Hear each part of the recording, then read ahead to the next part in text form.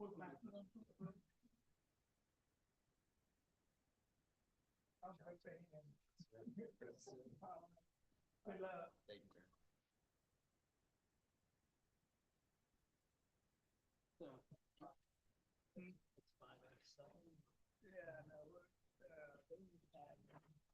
right, I'd like to call to order the March 28th meeting of the Town of Somerville Design Review Board. Sorry for the late start. We have a couple board members that are absent that we had to work around a little bit. First order of business is the approval of last month's minutes. Is there a motion for approval or comments? Is there a second? All those in favor say aye. Aye. Aye. Any opposed? All right, first order of business is North Maple Street proposed multi-tenant sign. Please make sure you sign in and state your role in the project. I'm going to recuse on this one, so I'll see you in a bit. Thank you. And Bill is going to be acting chair in my absence.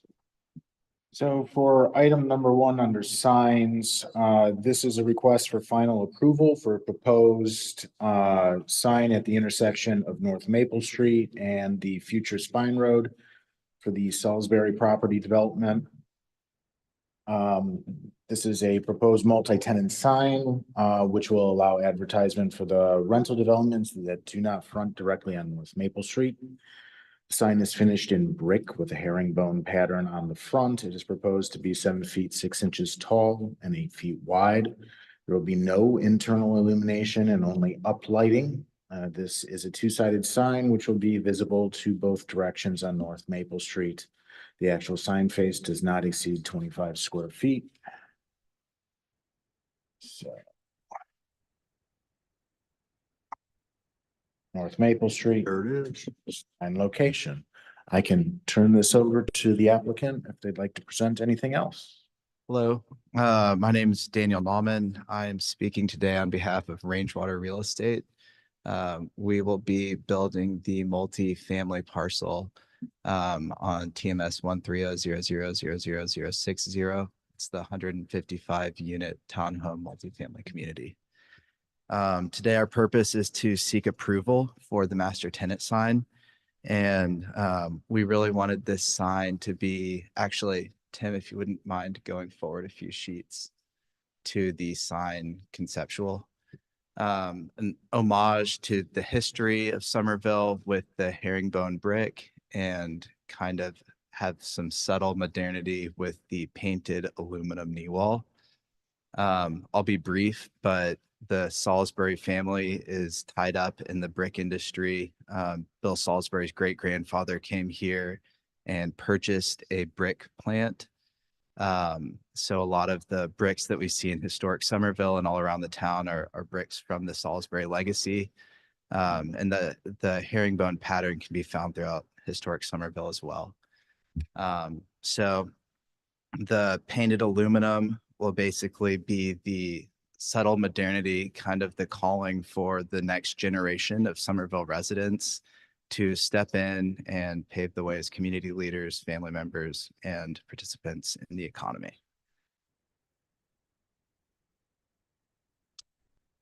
Awesome. And then my name is Aaron Schmidt. I am I represent the civil and the landscape, one for the Rangewater project itself, but then also for this sign. Really, it's very simple as far as a quote unquote site plan goes for it. One thing that I did want to point out just for y'all is where it is placed is outside of the site distance triangles for the entrance of where that road feeds its way into the so just keep that in mind that we did think about like where the placement of that is so that it is not an opt or out of the developments. Along with that, like Tim said, this is a sign that is there to serve the track 1, track 2, and track 3 that you see.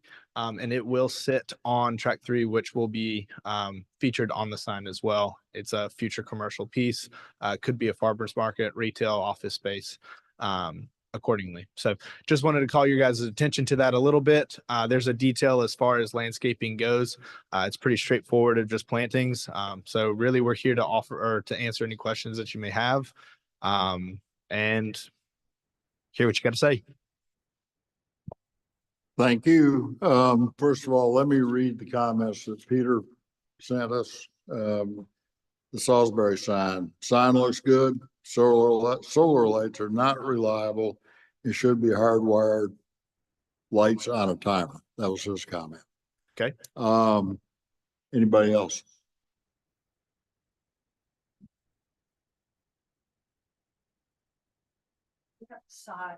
We have the size of the sign in the post. So there. there you go, right there. And then we do have samples as well, should you need them, of both brick and the metal at the base. You have a sample of the metal? Of the Okay. metal, yes, ma'am.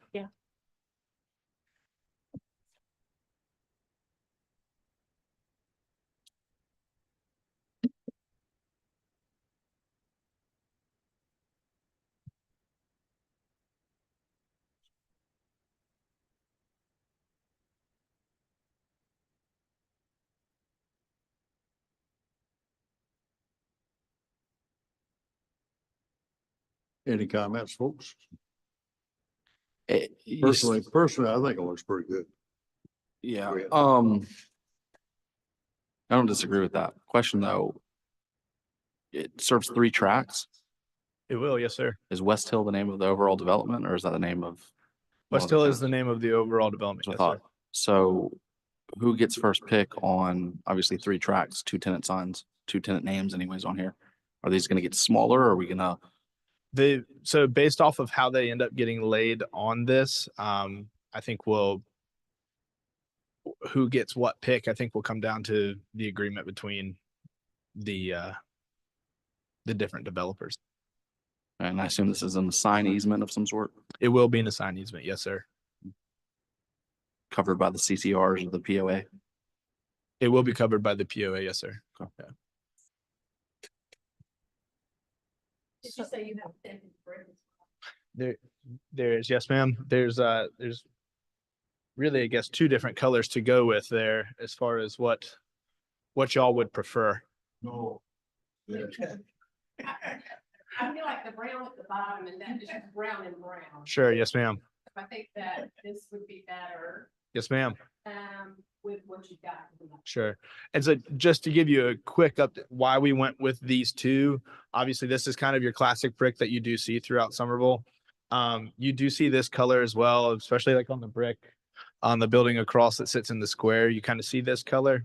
That's why we went with the 2, but really we were leaving it up to the DRB to help us decide which way to go here.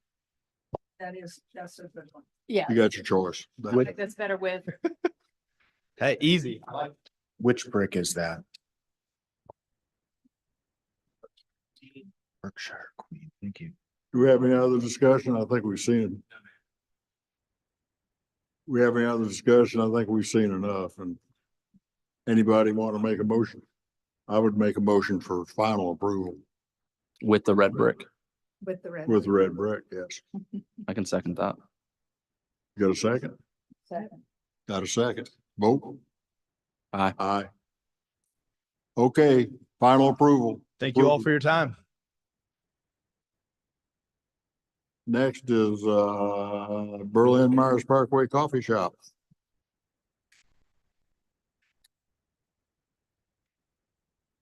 The first item under old business is a request for preliminary approval of a proposed Dutch Brothers Coffee drive-through at the northeast corner of Berlin Myers Parkway and Merrimead Drive. Property is currently vacant. It was last in front of the board in February. And following in the comments, the updated elevations have reduced the number of materials per the DRB comments. The board also recommended reassessing the brick color, though the color remains unchanged. The massing in the canopy post has been reduced in accordance with the board's comments. And unable to discern the difference in rooftop unit screening, which was also discussed at the February 22nd meeting. The proposed signage abides by restrictions outlined in chapter 10 of the UDO. The menu sign has been provided per the board's request. The landscape plan does include the 5-foot landscape buffer as required by section 8.6.1A. The landscape plan does not appear to address landscape screening requirements for section 8.5.2C and D. The Indian hawthorn is not recommended in this area due to an ongoing blight and health concerns, and the lighting plan has not yet been provided. So give me 1 second here, and we will get to the site plan.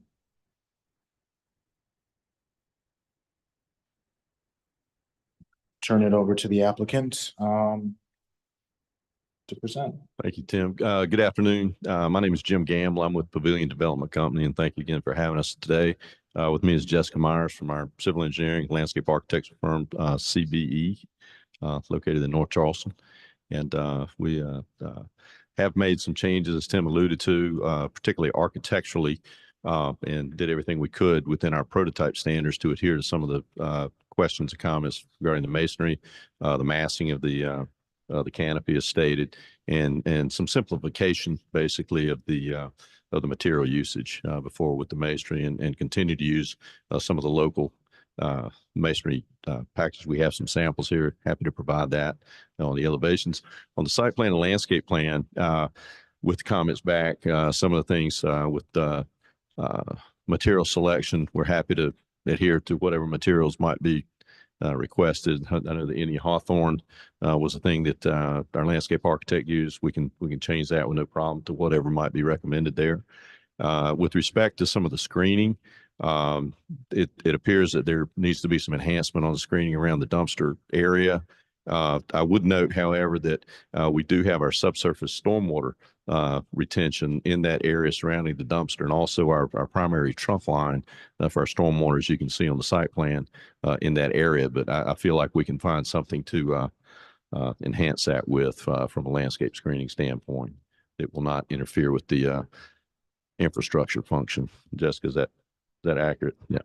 Yeah. Okay. Okay. So we're happy to entertain any additional questions regarding the site, and happy to show you our materials samples today as well.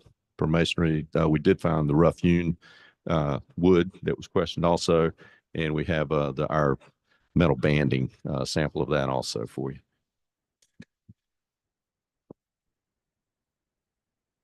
And one more thing I'd like to bring up too in the elevations, Tim, the question came up about the rooftop unit screening. We have I think it's like 5.5 foot parapet around the building. So in one of the elevations of the building, it's kind of dotted in there. It may have been hard to read, but you can see where our rooftop units are being concealed around the parapet of the building.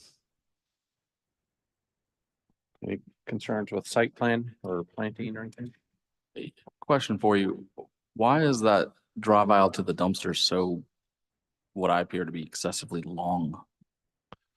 Well, because the dumpster itself cannot be within the gas line easements, as you can see, where those easements occur. So that's really the only place on the site that we could place that. And we're only allowed, again, these gas lines are very particular, and we've been working very hard with Dominion and Berkshire to make sure that we're within their criteria on the site plan. I guess, is it possible from a site, obviously you lose stacking, to flip the driveway entrance, or at least the drive-through entrance with the dumpster enclosure? So have the drive aisles to the north of dumpster enclosure with the dumpster enclosure hugging that landscaping to the south. That way you can shorten that up and get better landscaping around the dumpster enclosure. Well, we prefer not to have, again, for heavy duty pavement and things like that, we prefer not to have the dumpster have to go through the drive aisle, if I'm understanding your question correctly. Just literally flip them. Just mirror them. Okay, please. Yeah, Jessica. It's not shown incredibly clearly on this landscape plan, but if you do look at the utility plan, there are sewer service for the adjacent property and 4 water lines that we're trying to avoid. We can't really park the dumpster on top of that, unfortunately. Yeah. Thank you. And maybe it was in staff comments, are you tying in your sidewalks to the existing sidewalks? That is correct. I don't see any existing sidewalks. There are no existing sidewalks. Usually what's been done in the past is the developer has to put a sidewalk along each public right of way around his site. And he creates the public sidewalk. And then from that public sidewalk, you would have access to your building. And you have sidewalk on the corner. It looks like it's got the ADA ramp right there. There, It's like a little island. Yeah. There's no sidewalk connecting to it at the moment. We are planning to submit for technical review tomorrow. And we are in coordination with Bonnie Miley, over in the engineering department. They've yet to determine, where or if we need sidewalks in this case, because, around each of the four corners of that intersection, there is no existing sidewalk. Well, I'd leave it up to Bonnie then. That's good. yeah, Good answer. we've been discussing it internally. We can make a determination one way or the other. With as much residential that is going to be popping up here soon, we're anticipating that there's probably going to be more pedestrian traffic. We may not, we'll make the determination. Does it need to be on Berlin Myers Parkway? Probably not, or on Angus Drive? Probably not, but connecting the ADA at the corner down to this corner so that you can get on Farm Springs Road, which goes back into the sawmill development and the Somerville Commons apartment complex, would make a lot of sense to have pedestrian access there. Well, there's So- existing pedestrian access all the way along the parkway. On It- that side of the parkway from Palmetto Armory, all the way down. They walk there. It does not, well, they walk. but They there's walk no along the side sidewalk. of the road, right? Yes. In the dirt. In the dirt, in the ground. The Rev Financial, credit union on the other corner, there is no pedestrian access from across their frontage on Berlin Myers Parkway. Somerville Commons brings it up to that property line. It's probably something that the town is going to have to look at extending that path to that corner. But at this time, we haven't finalized. Bonnie's out this week. We have to discuss this corner and how much pedestrian connectivity they need to provide. Sounds good. Mhm. Thank you for that. You want to move on? No other comments on And site? from the applicant's standpoint, I mean, we'll provide whatever's recommended, particularly along Mary Mead. Thank you. Appreciate that. All right, let's look at the architecture then and signage.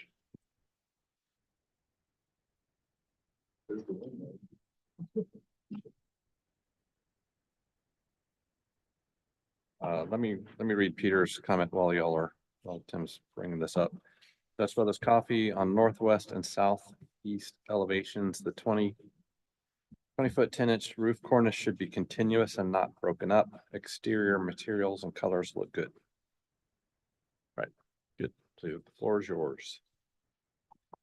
Well, this is the earlier submittal, and again, some of those comments with the multiple materials. If we could go to the revised, as you can see, we've taken a lot of that away, and then again for the canopy, which is important to the brand, we've reduced the massing on the canopy, particularly with that rail with the cornice wall there.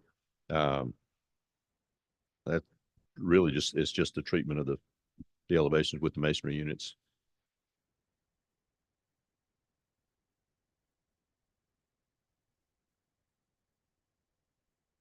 We're happy to show you the brick selections.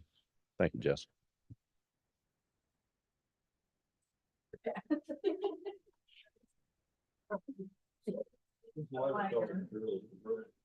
This is Yes, ma'am. That's They're both. I'd like it if you just made it all the red brick, personally.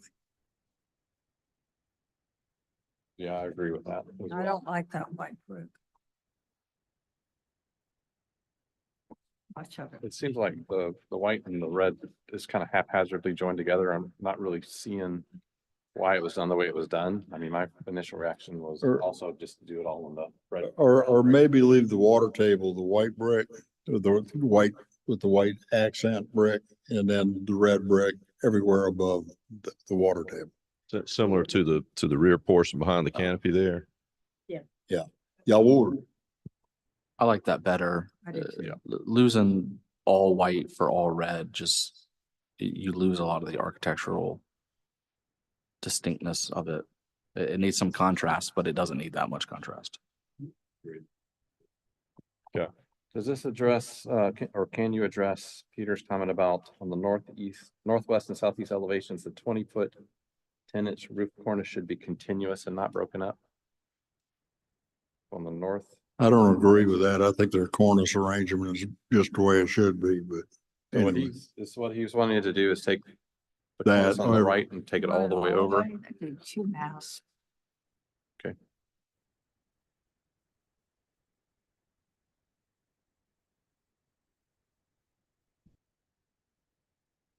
All right, can we look at your signs and lighting and dumpster enclosure?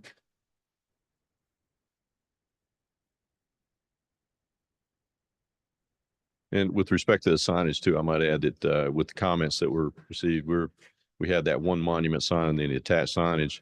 And we'll obviously adhere to everything required in the ordinance for those. That's clear. All right, everyone did with the sign, monument sign? You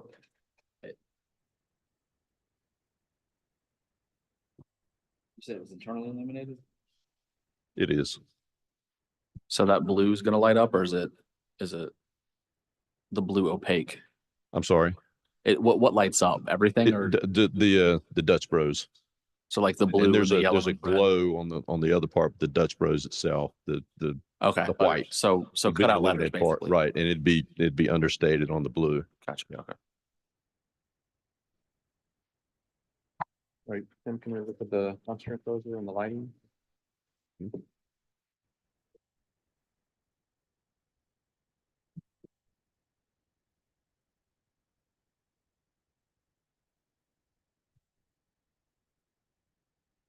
Did we get the dumpster? Think it's in here.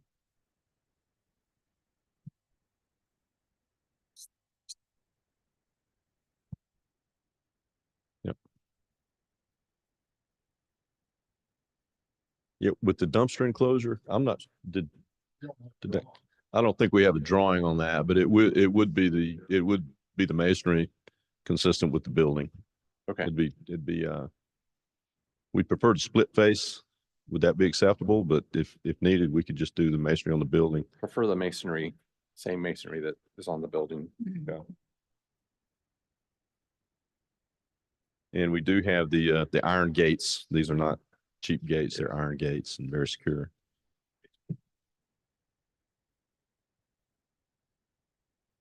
Were they outlined in a blue? Did I see that? The edges?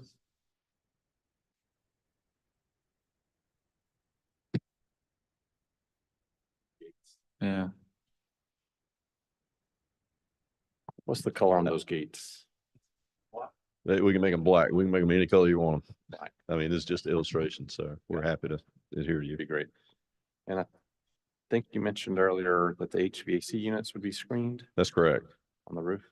That's correct. And if we go back to those elevations, Tim, you can see, I think our architect put an outline on it. Well, maybe not. But if you can see the right up under the Dutch Bros sign, or that the last horizontal element in the brick underneath up one more, that's the roof line. So everything's behind that. That's the height of the roof. And everything else is cornice above. Excuse me. Okay, I think the last thing. So then they're would be the buried lighting. deep in the roof. Last thing was the lighting then, lighting plan. There is no photometric. We on don't this. have that. We have not Yet. run the photometrics yet on that, but the lighting will be, the light standards would be no more than 30 feet high. Everything will be downlit. There'll be no light bleed out into any other properties. So you can work that out with staff. Yes, sir. Any other comments or questions? We okay on landscaping, I guess, other than the submittal or substitution for the. I would give them final approval with comments. Make it a motion. All right. Yeah, with comments being the brick primarily, All right. and the lighting plan being acceptable, and the landscape substitution, Yes, sir. And that'll be through the, and the sidewalks, right, process. being approved by staff. All right. Is there a second for final with conditions? I have one question. I'm sorry. Well, is there a second for final with conditions? I'll second. All right. Further discussion? There's that large sign on the corner already. Where's this tenant sign going? I failed to see that. I'm sorry. yeah, our sign will be, up Okay. in the upper right, but that's an existing sign that the current Yeah. property owner owns and maintains. We have an easement for him to maintain that sign. That's not part of our project. I'm just nervous it's gonna hide this beautiful building because it's right there in the corner. And it's not small. The big sign. Yes, sir. The Lowe's and Cato's and whatever else is on there. Feels. Yeah, but I mean, it's 15 feet tall by at least 10 feet wide. I mean, that's a big sign. My town still Unfortunately, we does. have no control over that. That has to run with the purchase of the property. Absolutely. No, I'm just scared it's gonna hide all the hard work you're doing on the landscaping in the building. We are too. I mean, it's not exactly, a restaurant size building. It is what it is. What Well, and we are 3,000, working, 4,000 square feet?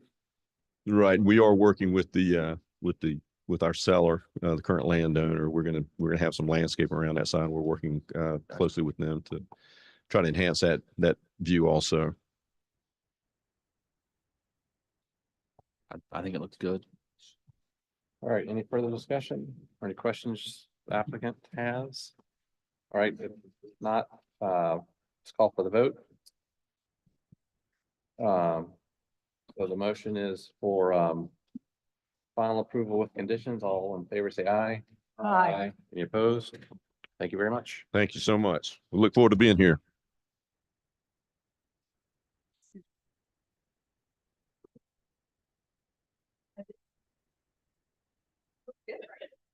All right, next is 709 North Main Street, the proposed renovation of the existing building for a new salon. So the second item under old business is a request for final approval of a renovation to the existing restaurant building located 709 North Main Street, property zoned UCMX, urban corridor mixed use. Staff's comments are as follows.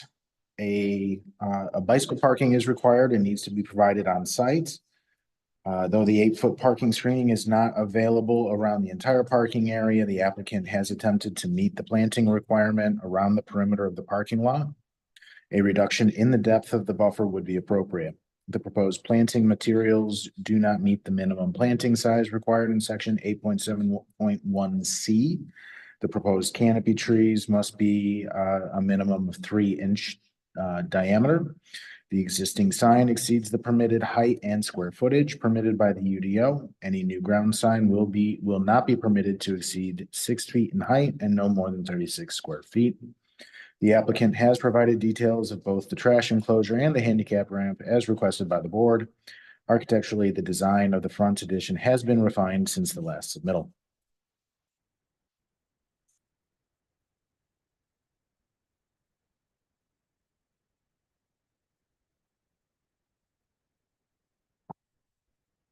All right. Hi, I'm Mike Nixon. I'm architect for 709 Main Street, representing VU Management, the owner of the property.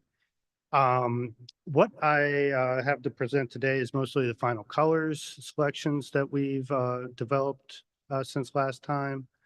I believe that our last submittal, we increased the size of the plantings to meet that requirement from 3 to 7 gallon. It might have gotten missed, but I can have my landscape architect check that.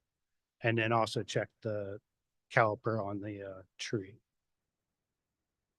As far as the existing signage, we originally wanted to kind of keep that and reduce the size of it and the scale and put his new signage on there. But since the comment was that it doesn't meet today's requirements, right now we're just demolishing it, and under a separate sign permit, we'll submit what we want to do there within the guidelines. So that addresses that comment. As far as the materials, on the addition, we're going to be having the cementitious siding that's board and batten, painted a very neutral white. Trim, any trim is going to be like a charcoal gray.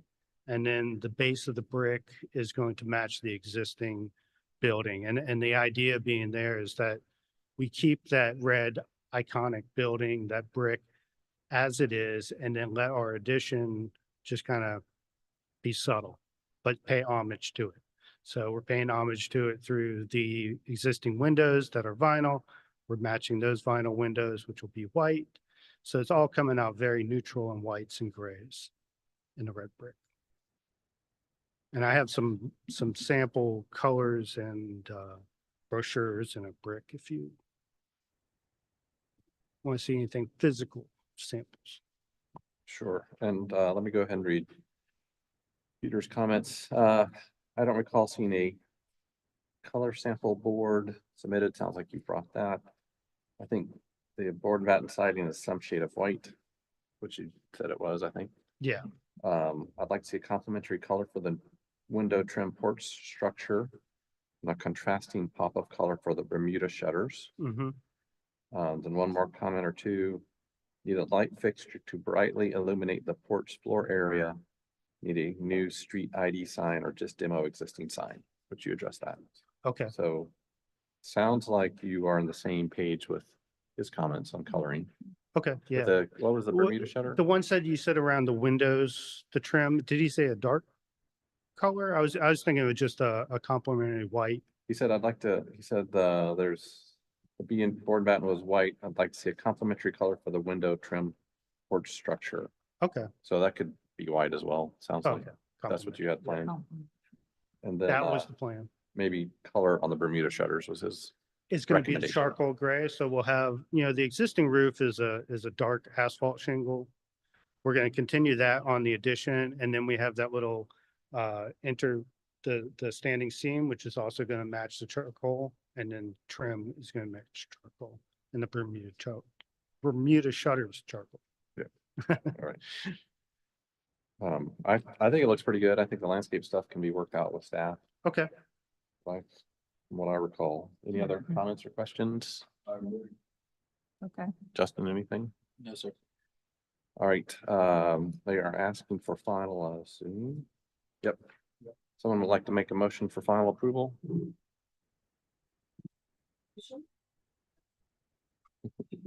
All right. That's right. All right, is there a second? Second. All right, any further discussion? All approval say yes, yes. Any opposed? Good luck. Thanks so much. Thank you all. Good job. Thank you. I'm sorry. Who did the motion? Was that Tammy? Who did the second? Who was the second? Justin, thank you. Next is 210 West 3rd North Street.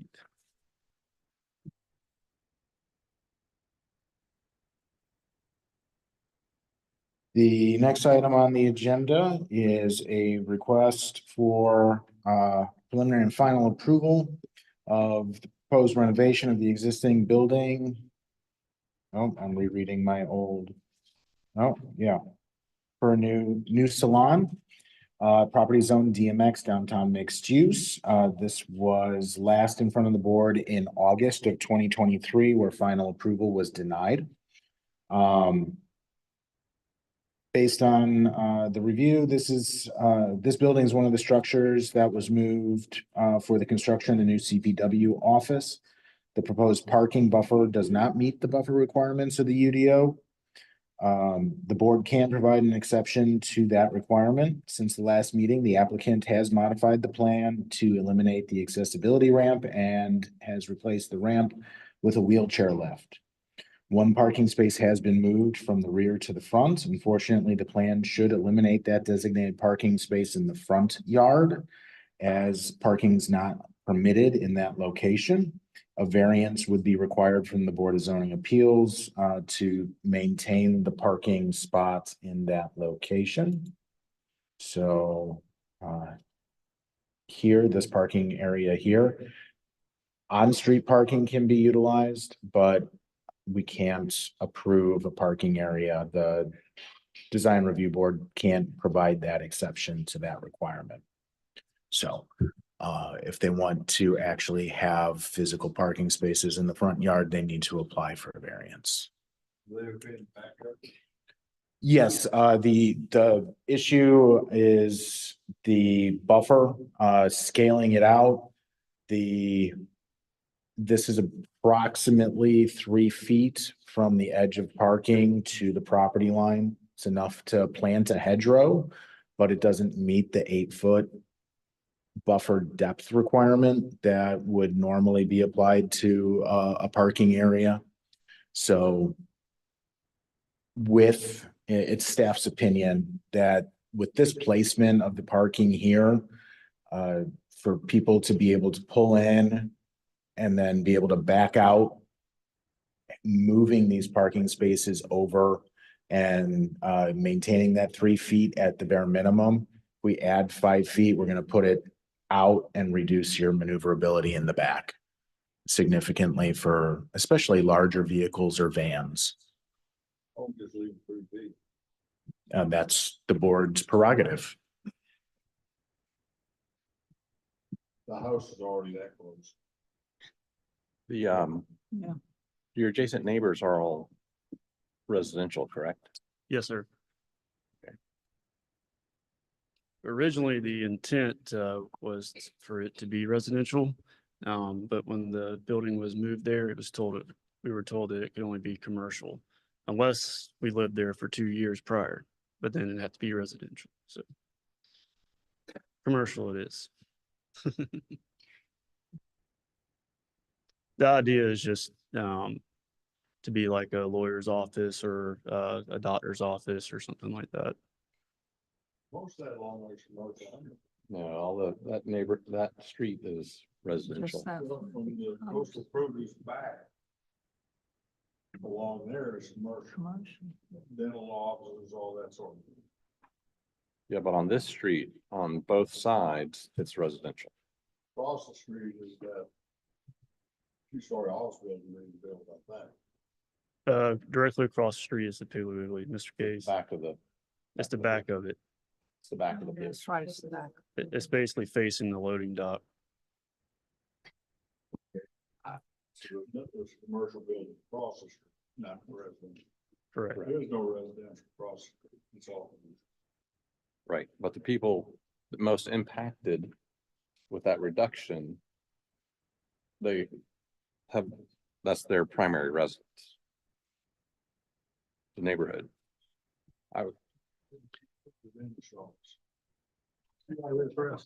So all of the zoning is DMX. It's downtown mixed use. So it's intended to have that interaction between commercial uses and residential.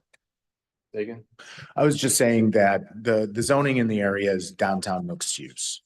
The intent is a mix of uses so that you are going to have that commercial, low intensity commercial use next to a residential use going forward. It's directly adjacent to the Piggly Wiggly, directly across the street, as Mr. McCormick pointed out.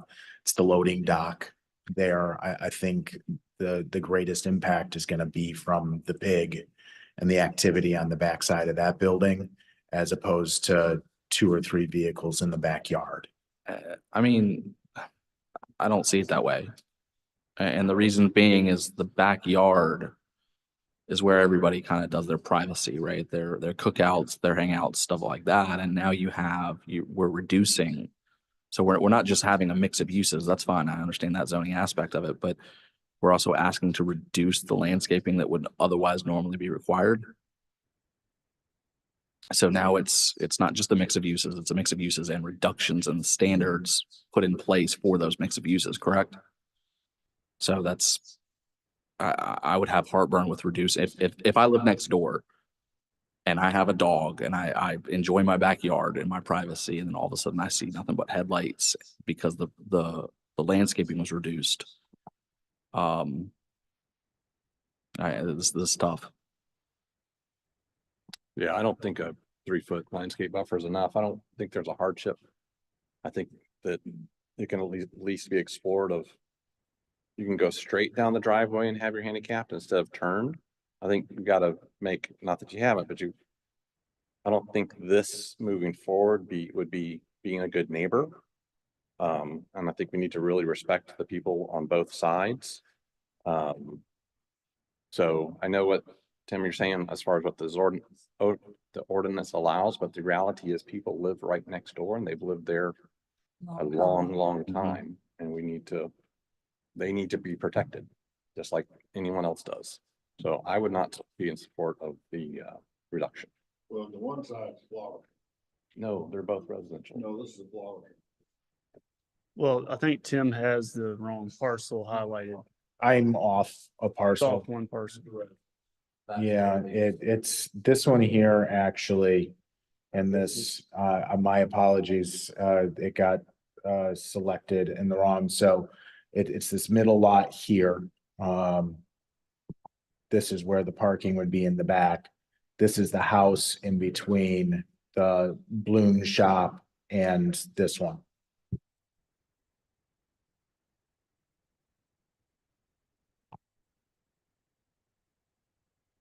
Well, Chris said, right, keep this going out driveway.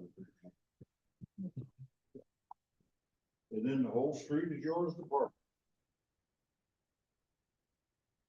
Yeah, so you still get your parking. It's just the buffer's not reduced. That's all. So just to be clear, you're saying that the buffer between lot 1 and lot 2, as long as I put in an 8-foot buffer between those two lots, y'all are good with the rest of the plan? That's right. Correct. Can we put that as a condition? Yeah. Okay. Yep. I don't think it's lot 1 and 2. It's, 8 foot buffer both sides of your property. And you're speaking of the line in the middle, right, between the two buildings. Both properties. Both sides. there's a house left of this plan that's not being shown, I believe. Yeah. So there's a house over here, Right. Right. On that side. and is this your house? Or I know you own both of these, correct? Correct. So there is an exception. If this was a commercial use as well, we do allow for the elimination of the landscape buffer between parking areas in the rear. So that technically would meet UDO requirements, if this were to convert into a commercial use. If this is residential, technically, yes, there should be a 8-foot border here and here, but they would not be able to access the rear with an 8-foot border. It would reduce that down to 11 feet, which is a very narrow drive. Couldn't they share the driveway? That's allowed, yes. Have parking behind both of their frame houses. They own both, and they're both gonna be commercial No, one residential, one commercial. that you own. Yes, sir. So it's still residential.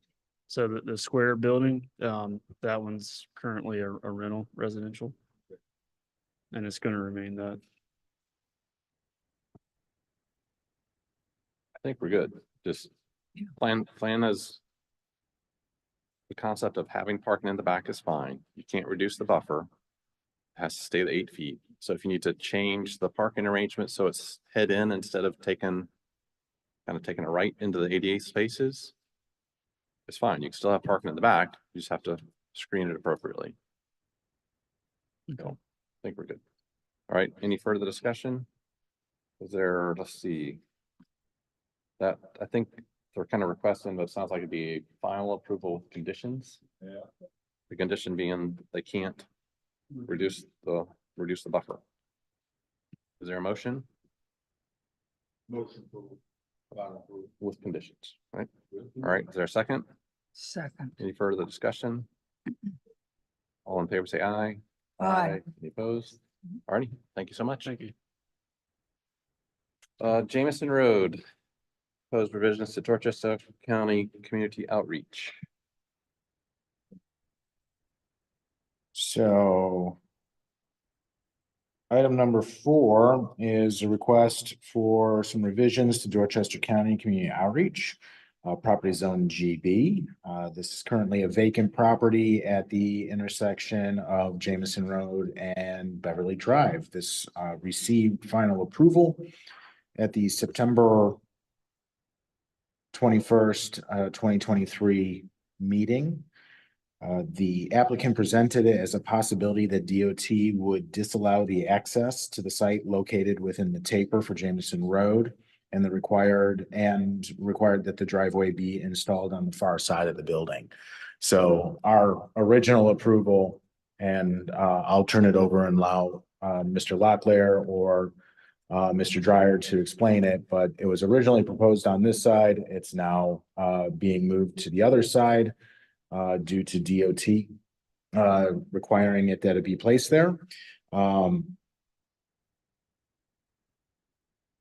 For ease of access to the building and to accommodate future phases on the property lining up, the applicant is proposing to move the front door from the side of the building to the rear of the building facing the parking lot. This proposed change significantly altered the overall scope of the design. Additionally, the applicant is proposing to change the roof line from a hipped roof to a gable roof to get more volume internally under the roof for a larger cathedral style ceiling within the lounge area. The applicant has provided the requested detail for the shed roof over the rear doors facing Jamison Road, and the proposed materials and colors are not proposed to change. And Frank? Thank you.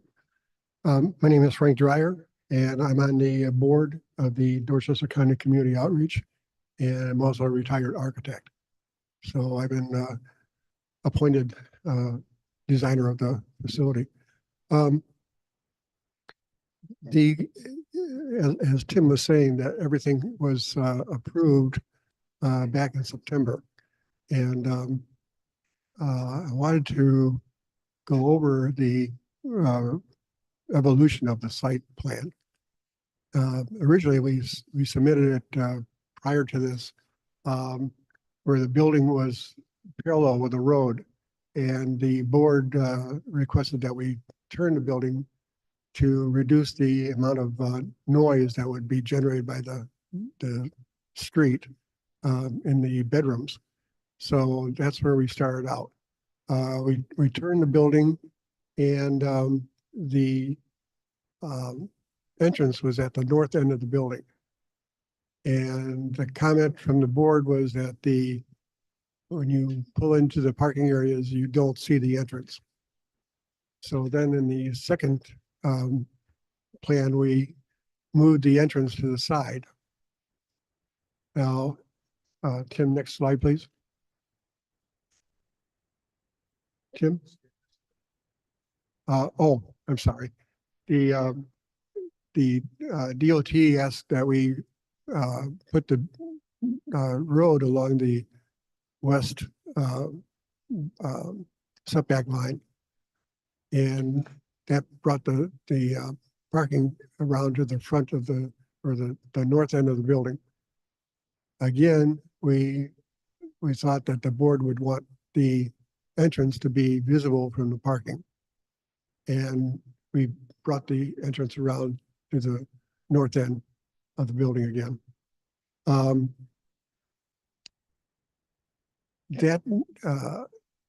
While I did that, it seemed to change a lot of the interior function a bit.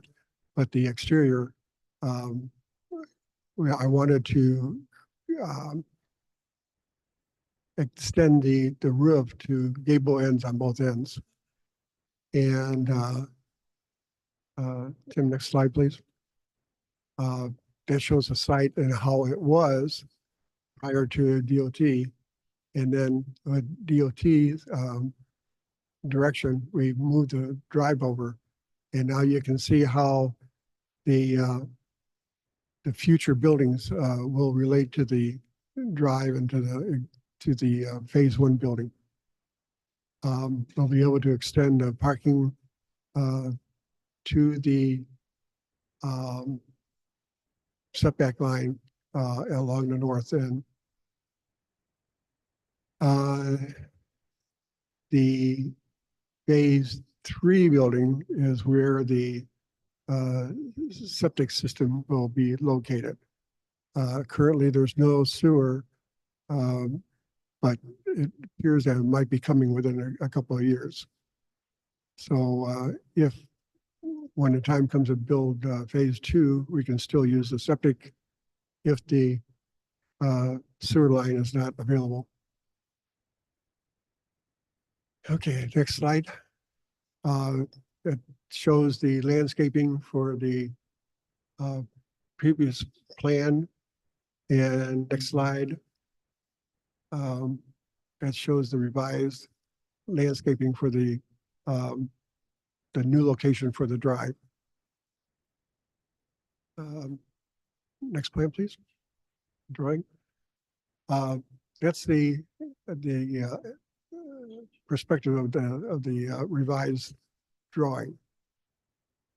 Now, in September, we thought that the colors were approved, although Jim's note says that it wasn't.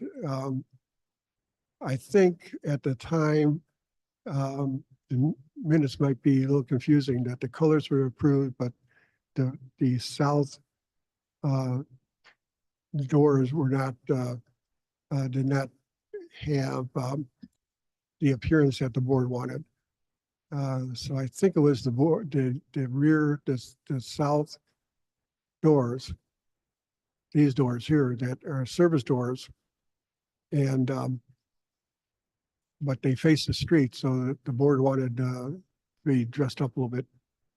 And I see the metal roof over on the canopy to be blue and the doors to be blue, similar to the doors that are on the front of the building.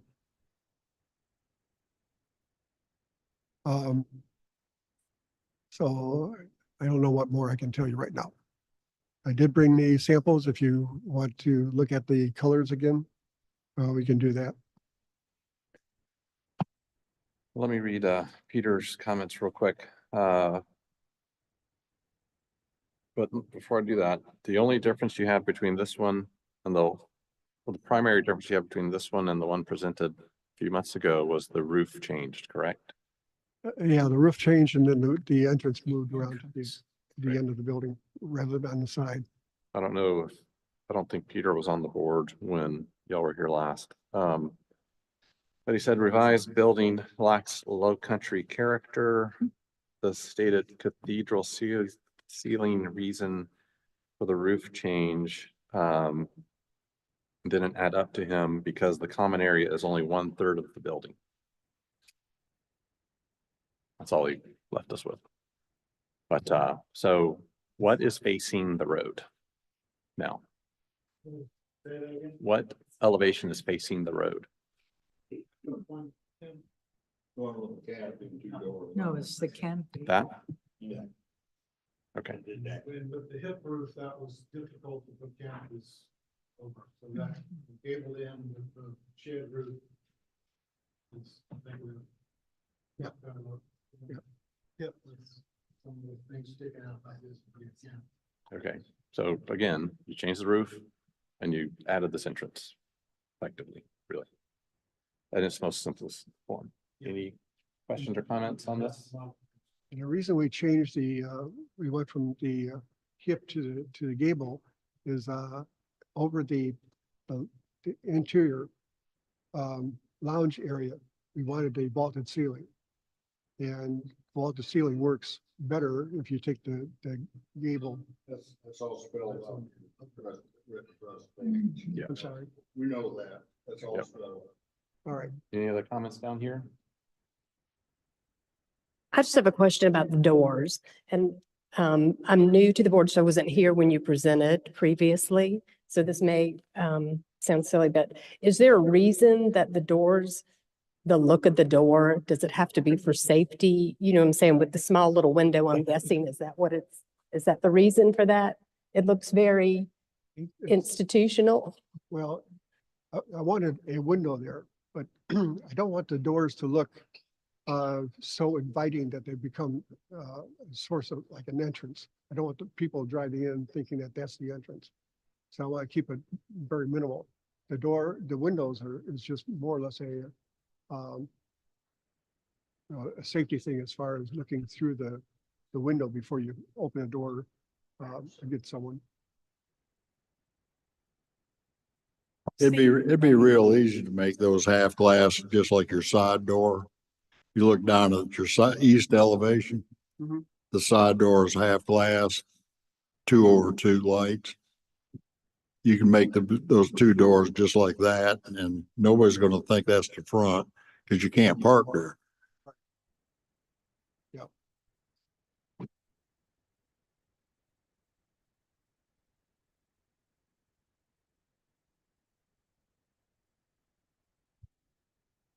You shouldn't really have a problem with that. People would know to drive to the rear. You can put a little sign up that says drive to the rear for entrance or something. And again, I'm okay. I just need to understand. I thought that there could be a reason behind that, but there you go. That's just not, it's not very, very appealing, but I understand. All right, Justin or Candy? No, I'm good. I would just agree with The doors. making the doors look more inviting from the street. I understand your point, but I think that can be accomplished by implementing what Bill said, which is matching the other doors as far as the window goes. So, okay. Any other comments? They are asking for final approval. Is there a motion with conditions? Make a motion with conditions, final approval. How about a second? I'll second. Any further discussion? All in favor, say aye, or Just to clarify, the condition is the doors. Yep. Yep. All in favor, say aye. Aye. Aye. Any opposed? Thank you very much. Thank you.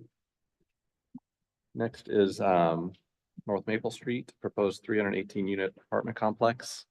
Candy and I both have to recuse. But I think it is worth, I think they're out of town, came a long way. I think it is worth them presenting their information. And we have Peter's comments as well, and then we'll probably, so I don't, correct me, but I don't think you'll vote. It's just. Yeah, you won't be able to vote. The quorum will be lost, so try to do is coordinate a Zoom meeting or something along those lines in the near future to accommodate them. They still have one more board. They need tree protection board approval, so that is still as part of this overall process. But as Chris said, I think it would be worthwhile for them to provide some input here to those of you who will be able to listen to it, and then we will try to coordinate that maybe early next week.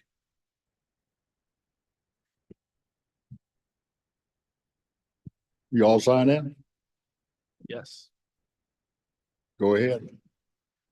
Good evening, everyone. My name is Bob Barton, representing the developer for a 360 unit multifamily development off North Maple Street, seeking final DRB approval. With me today is Jessica, our civil engineer, and John, our architect. We went back after the preliminary DRB and made some adjustment to our plans, which we think are positive evolutions of the project. We simplified some of the color scheme and the overall design of the clubhouse, activated some more of the common spaces, and then introduced some more low country elements to the design. At this time, I'll turn it over to John and he'll get more into the details. Thank you. Hi, my name is John Cleese. I'm with BSB Design, the architect on the project. Tim, if you will, if you can go to slide 2. Thank you. So just as a brief overview, this is the final approval meeting. I just want to begin with a big thank you to the Design Review Board for the conceptual and preliminary reviews granted up to us previously. These reviews helped us to refine and improve a good project into even a better one. As an overview of the project, the one at Somerville has a variety of building types that make up apartments and amenity buildings. There are 3 2-story carriage house apartments, 3 3-story apartment buildings, and 5 4-story apartment buildings. The amenity buildings are predominantly 1-story buildings, and that contains a clubhouse and a pool cabana with a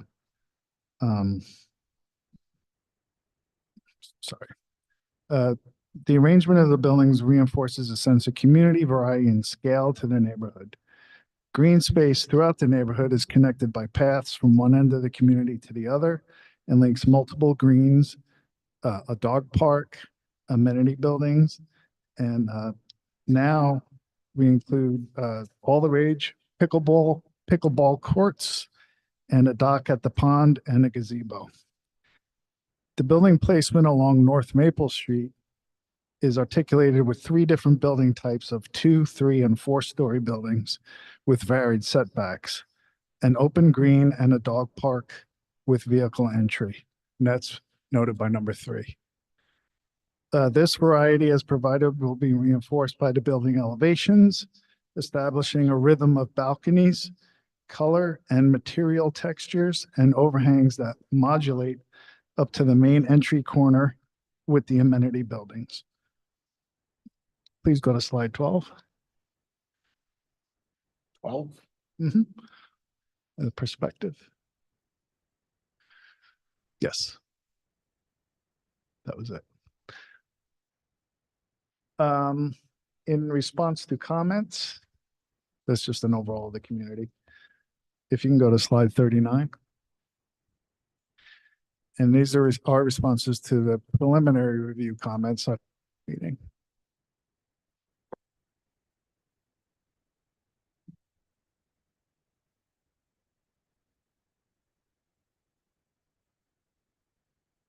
I don't know which one's 39. Yeah, they're out of because order. it's in the packet. Okay. It's You keep going, I'll tell you.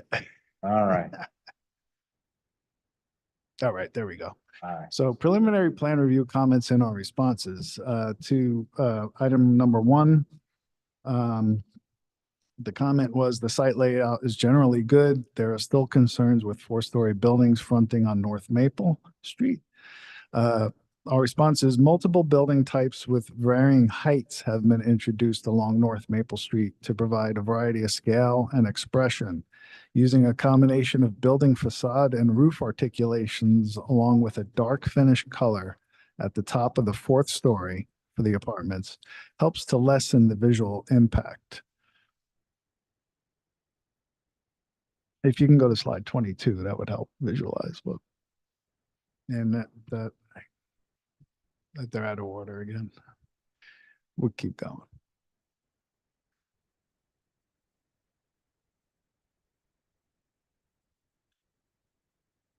That's good. So that's an example of a 4-story elevation. And at that 4th story is the dark armory color, we call it. It's a Sherwin-Williams color. And we also use it in some vertical applications to help break up the massing of the 4-story buildings.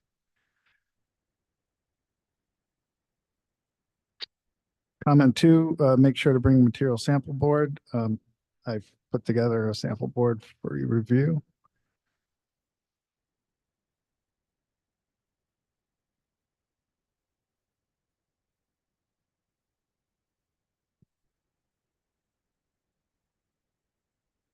And Tim, if you can go to slide 143, you can see that. Right. Yep.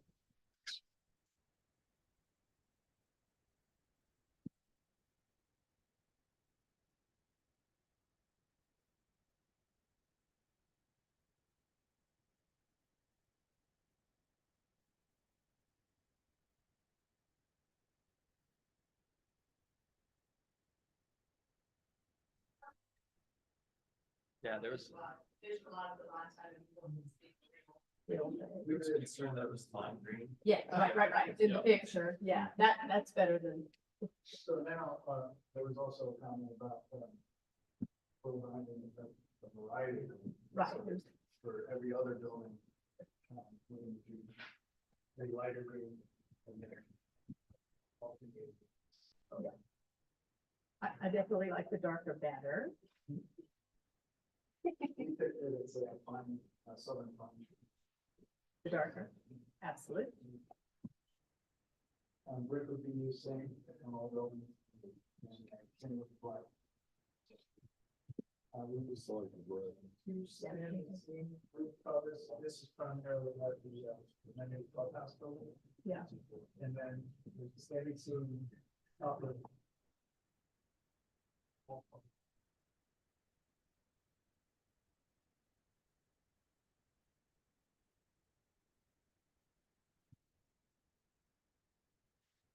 Okay. And that was item 4, consider some variation in color palette. So we introduced an additional finish color shade to be used alternatively on building facades throughout the site. Comment 3, the clubhouse is lacking low country details. Being a standalone building, it should have better detailing. We revised the detailing on the clubhouse and amenity buildings using additional low country details, including ornamental brackets, exposed rafter ends, standing seam metal roofing, brick tailing, and a cohesive paint scheme.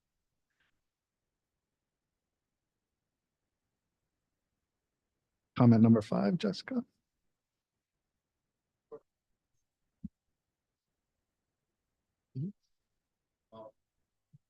Mm-hmm. The silver.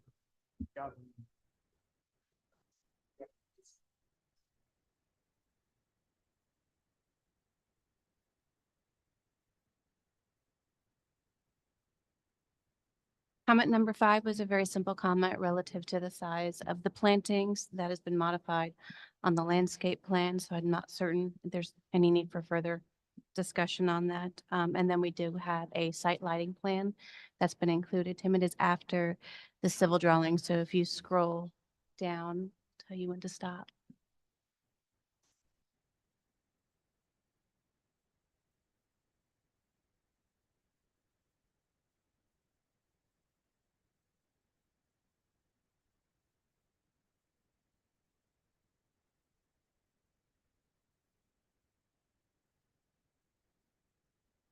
But scroll, I think you may have passed it at this point. It went so fast. I think it was up higher than that. It was right after landscape was where it should have been oriented, I believe.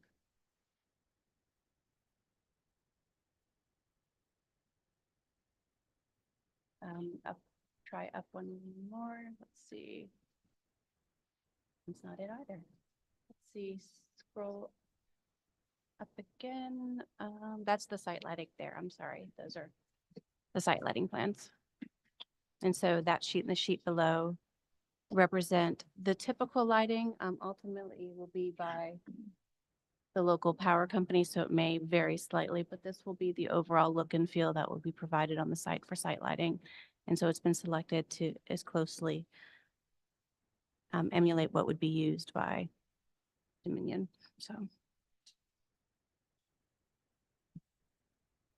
this site lighting plan does not reflect the pickleball courts or the dock as it was prepared prior to that last minute addition, but it should not significantly change the overall look of the site lighting other than adding additional lighting around the pickleball courts,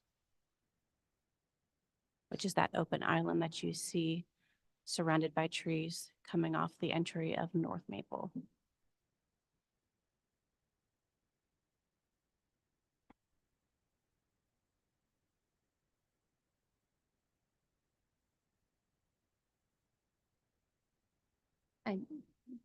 Yes, is there any questions? I know we can't So- vote, but questions or comments that we can address? Yes, how about? Sorry, sir. Comments? No, sir. Danny? I don't have any either. Let me read Pete's comments. He's our board member architect. Yep. His comments, one at Somerville. For the amenity building and cabana, add roof gable brackets for more low country detailing. Suggestion only. Okay, high brick walls at southeast corner, mailroom, does not have a residential scale. Appears foreboding. Suggesting reducing brick coverage or softening with landscape trellis. Can't find exterior building surface lighting like sconces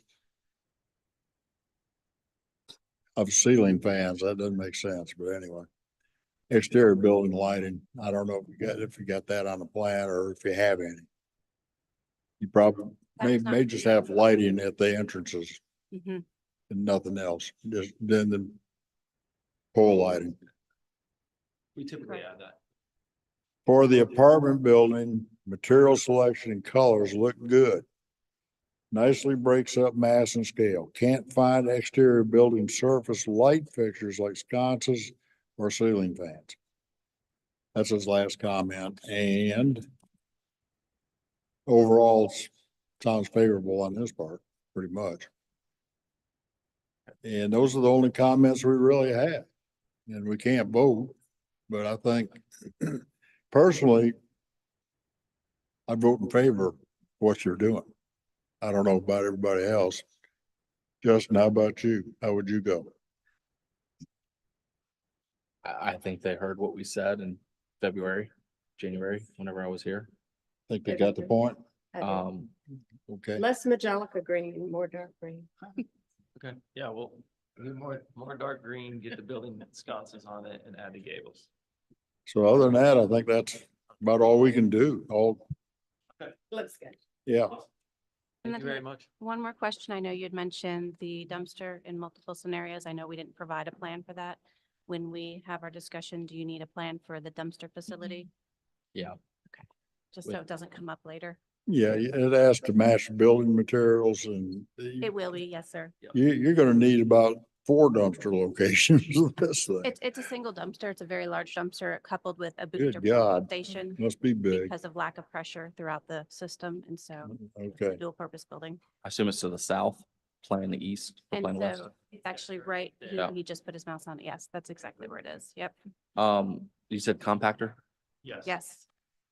So we'd like to see, at least I'd like to see the, which facade materials you plan on using. Hopefully it's the brick. Yes. And then the doors. I assume they're probably gonna be some sort of steel black. Yes. Probably the preference. Correct. Yeah, the plan would be to do the brick, the facade, and then just black doors. But we can show that. Just for my own edification, not that it matters.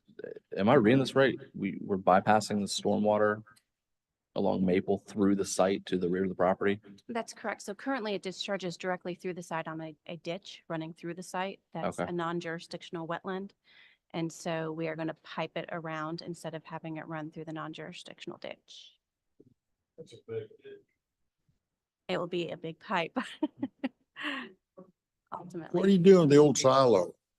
Isn't there an old silo there not that was on that property? That's on the adjacent property. Is it? not in the survey. Yeah, it's actually on the adjacent property. Okay. That one, it's not in town right now. It's closer to Highway 78 then. Yes. Okay. Okay. Thank you very much. Thank you. Thank you. Any public comments? Um,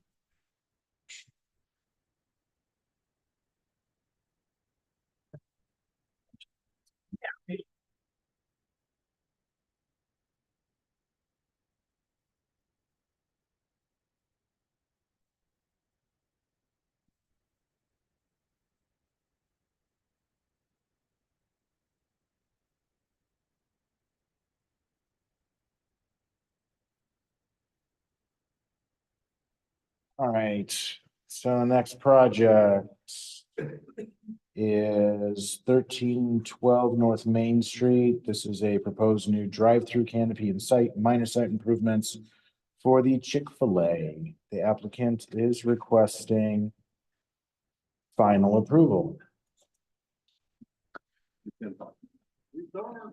So, this again is for 1312 North Main. This is the existing Chick-fil-A. The project was last here in front of the board, a very different board, in October of 2021. Their final approval was denied. So there is a little difference between the 2021 plan and the current plan. The difference is that most of the changes have been implemented technically without approvals. Proposed are 3 drive-through lanes flowing under the proposed permanent canopy. Currently, the site utilizes 3 lanes flowing under a temporary canopy. Landscaped end islands will be added to some locations to direct flow of traffic and define parking rows. The Ryan's property has been incorporated into the original Chick-fil-A parcel. The existing entrance to that lot will be maintained, and the entrance to the original Chick-fil-A parcel will be converted to a right-in, right-out access. The proposed shrubs do not meet the minimum size at time of planting and should be revised per section 8.7.1C. This plan does not include any new landscaping along the 17A frontage. The proposed photometric plan exceeds the permitted 3-foot candle average in the parking lot and should be revised. The proposed 10-foot canopy has a simple flat roof with integrated gutter system, black fascia and columns with white underside. Fans and heaters are installed under the canopy for the employee's comfort, and the canopy is 38 feet 8 inches by 55 feet and 1 inch. Applicant is here to present, and I will turn it over to them. Good afternoon, everyone. I'm Travis Reynolds from Interplan LLC. I represent the architecture department, architecture project manager here. So with this canopy we're installing on site, it will match the existing 2 canopies that are on site. We will just be replacing, like they said, that temporary white canopy with the new flat top black canopy. It's really to match the existing to basically cover the employees, and like he said, to provide some comfort with heaters and fans for the employees.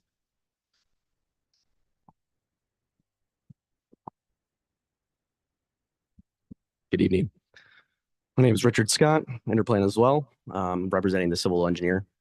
Could you possibly go to a slightly prettier slide? Go a few and I'll tell you when to stop. Stop on maybe the landscape plan. That one, yep. So what we're proposing to do here, as you guys recall, I think most of you were probably on the board last time. We are trying to incorporate 3 lanes of drive-through into this site. If you have been to this site before, it does have a very massive amount of traffic that we're trying to maintain. Excuse me, sorry. Allergies are killing me. And what we're trying to do is really trying to self-contain the Chick-fil-A site. We have Highway 17A right there, as well as about 50% of our customers coming from the north drive aisle that you can see just north of our property there. We have been trying to implement this due to the fact that there are so many customers that are currently using this property or this site. And I do have here with me the operator who can kind of speak into the operations and some of the struggles that they've had to go through in order to make this site work with all the challenges they've had.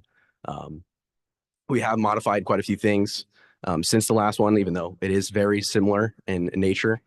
We have tried several different options, and we feel this is the option that best suits the customer's use and the safety of the team members. We have pulled the drive-through back from what it was before. It was closer to the driveway entrance that is on the south here along Highway 17A. In order to give people a little bit more time to the road distance to decide where they would like to go for the parking and for the drive-through. We have provided a couple extra landscaping areas. I think one of the comments that we had was with regards to the landscaping along Highway 17A. There is about 5 main, telephone, water main, gas main, all things running right through that landscape island there. And easements as well that we can't plant anything in. And that's why we're unfortunately that's where we're at with that. But with that, I'll let you guys ask us some questions. Got a couple of quick questions. I think it's a vast improvement. I know circulation's an issue there, so I appreciate what you're doing. And it looks like you're adding a pretty long landscape island to the right. So, and then there's a gap. So what is that gap? So I mentioned before, there's about roughly half the customers come from the rear of the site. And in order to access the drive-through, they would have to come all the way down that drive aisle.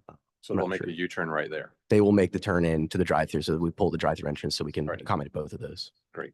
And if you go north a little bit, maybe 30, 40, 50 feet, it looks like there's 2 parking spaces right there,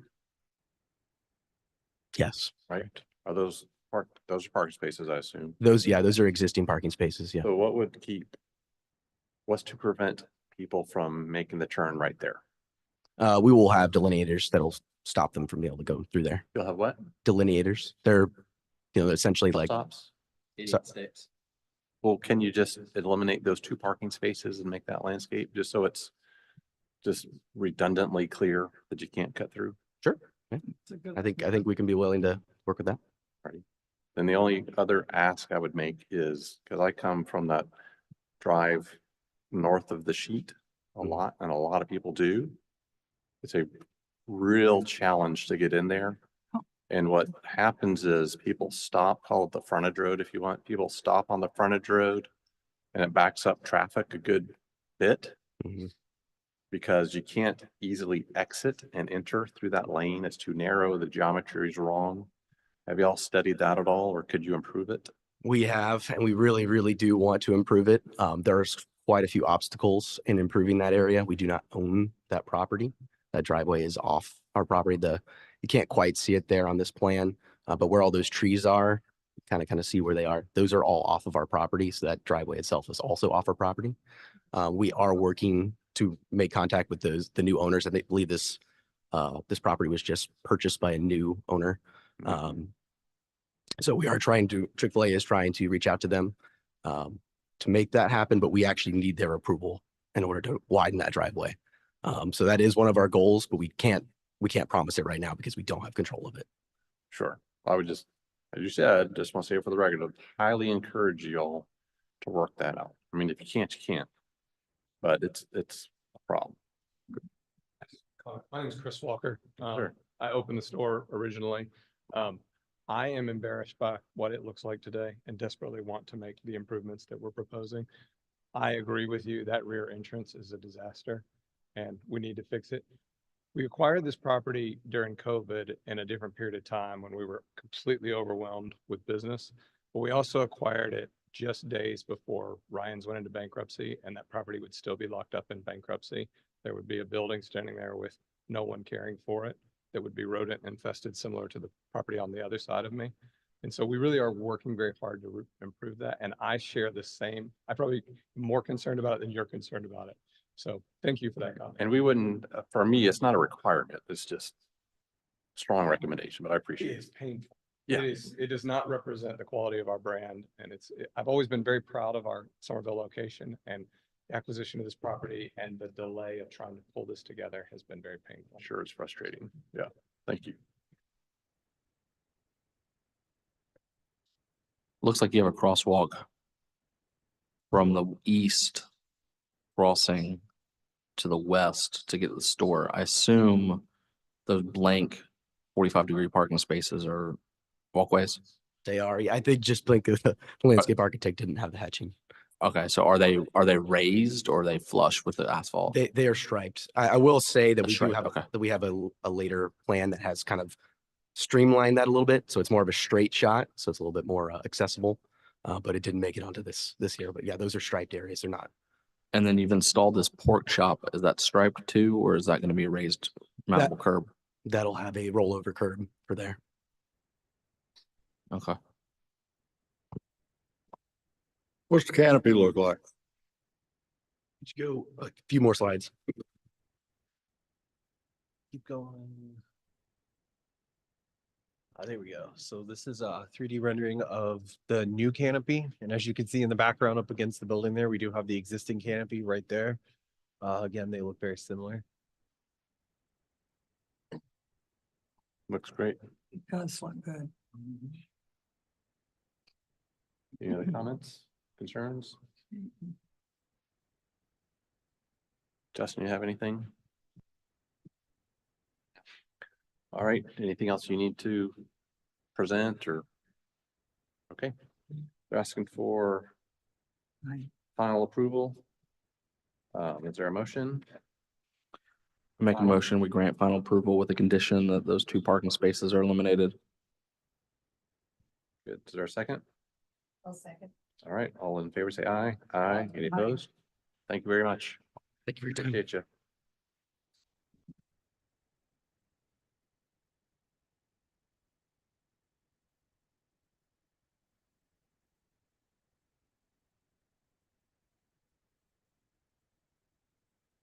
All right. We move on to new business. So the first 2 items under new business are under the same ownership and same developer and are going to be presented together as a common plan. They were applied for as 2 separate projects. But again, will be discussed here, and that's why I only provided 1 staff report on it. So you have the north Travelers Boulevard and the southern south of Oak Brook Lane here. This is a proposal for a 19-unit townhouse development on 1.8 acres south of Oak Brook Lane and 21 units on 1.3 acres north of Oak Brook Lane. They are requesting conceptual review. Properties are zoned UCMX, Urban Corridor Mixed Use, and these are currently undeveloped parcels over there in Oak Brook. The sites will be combined and developed for a total of 40 total townhomes. The applicant has applied to the Tree Protection Board and received conceptual approval. The same products will be offered on both sides based on UCMX zoning. Garages cannot face the primary frontage, and this layout meets that requirement. The townhouses along Oak Brook Lane on the north side are not brought forward to address the street to preserve a number of existing trees on site, which is strongly supported by the Tree Protection Board. There is a mix of 2, 3, 4, and 5 unit buildings. Finished materials include horizontal and board and batten. Roof material is to be shingles. Windows are trimmed out properly with shutters proposed on some windows on the public facing facade. An end gable roof line with 512 slope. Each unit has a front facing gable. Trim defines the individual units. Colors and other material choices have not yet been provided. I believe Patrick Head and Mr. Jeffrey Roberts are here to present the project. We're gonna take a 5-minute break if you don't mind. Oh, sorry. All the talk of Chick-fil-A. It's been tough to sit here. Chicken sandwich and a milkshake. Yeah, exactly.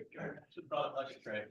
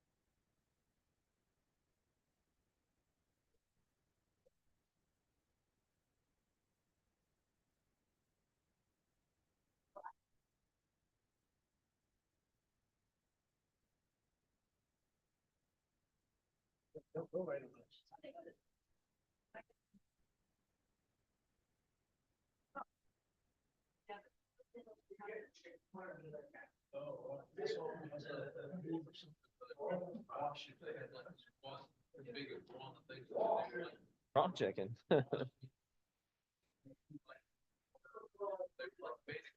We do.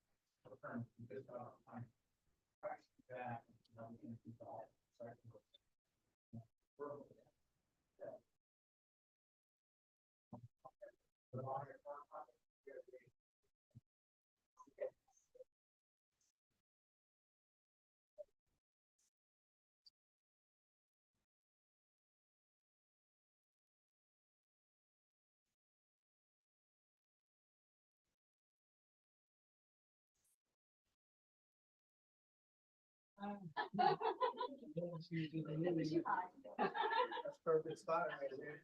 Didn't even know she was the other one.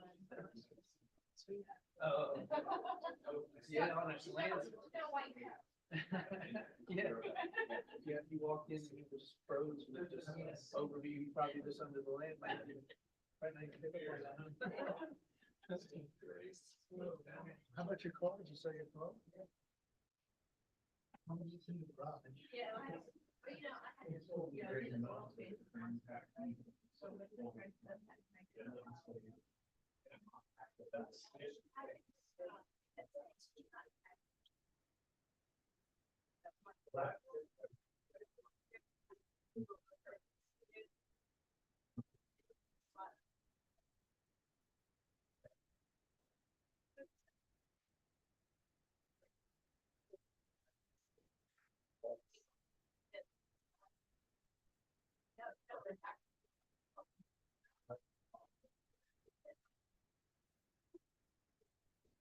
oh, no, we don't.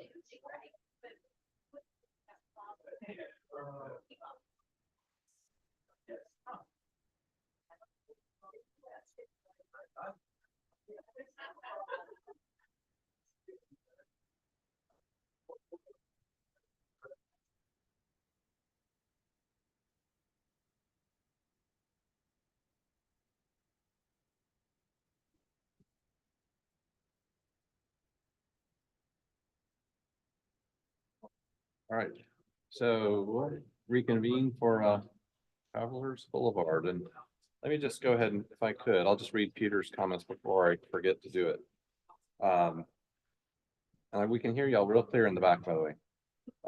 Each unit's front rear facade should be differentiated by color, material, and architectural detailing, not just color. Building sides need to be architecturally addressed and not just horizontal siding for Travelers Boulevard. Okay. I could read them again too, if needed at the appropriate time. Each unit's front rear facade should be differentiated by color. material and architectural detailing, not just color. Building sides need to be architecturally addressed and not just horizontal siding. Okay. Floor is yours. Jeff Roberts from JJR Development. I'd like to thank the Design Review Board for the privilege to present Phase 1 and 2 of Travelers Boulevard, which is a for sale product, sort of catering towards the missing middle of home ownership. It is walking distance to the YMCA and the new park that's being developed or being redeveloped by Dorchester County $13 million funds. It was done in conformity, working very close with town staff for the UDO. We're very proud of the project, but furthermore, we appreciate presenting conceptual and have always found that the board's feedback at this stage will allow us to bring a really cool, revised, augmented set to preliminary. So we appreciate it, receptive to the comments, which are always very constructive. And Patrick Head, our Director of Development, will present. All right, good evening. Thank you all for being here. So just, I think, go quickly through the initial slides just to give you the context of where this is, which is Oak Brook. So we are presenting it as one, but it is two projects, Site 1 and Site 2. They're on Travelers Boulevard, which is sort of a perimeter road that cuts through this side of Oak Brook, and I think it becomes another street on the other side. But this is the view from Travelers heading north, and just continuing so you can see some of it. That's the neighboring property, which is a karate studio. And then this is some of the neighborhoods that are across the street. And then this view is looking back south along Travelers. So it's just sort of a quiet road. And I think we've spent a lot of effort trying to make these townhomes follow along this curve. And I think it'll add like a nice feel with front porches and a sidewalk as you go along this road. Because right now it's sort of, there's this area, but then as you head north, it's all older townhome communities. If you click the next slide. So that's Oak Brook Lane, which heads out. And after these two sites, it just becomes offices. And then that's the north adjacent property, which is some of that older townhome community that I mentioned. Okay, go ahead. And then again, then some of the neighboring homes. And that's across the street. So this is the first site, the southern site, which is is 1.8 acres approximately. Next slide. We'll just go down to the colored site plan if you can. There. So the first site is 19 townhomes made up of 4-unit buildings and then 1 3-unit building with a retention pond in the rear. The drainage system for this area was planned as rear easements. Those are all rear drainage easements, which sort of forced our location for the pond. And then we have a rear access road, which is what's required in the UDO with all the units facing out towards Travelers Boulevard. And I think you kind of see it sort of flows along that curve. I think it'll be really cool to see those porches and the different units. Next slide. This is the upper site, which I think was misspoke. It's not 1.3 acres. It's also 1.8. They're basically the same size, a little bit different configuration. Next slide. You can go to the color just for clarity. And so this one has a little bit different grouping of buildings, and that's because of the trees on the site. We tried to preserve, on both sites, we tried to preserve as many of the existing trees as we could, but some of the nicer ones were closer to the road. And so we worked to set the buildings back rather than, take those trees out. And then all the buildings, except for the little duplex, face into the existing public right-of-ways. And then you want to keep going to the architectural.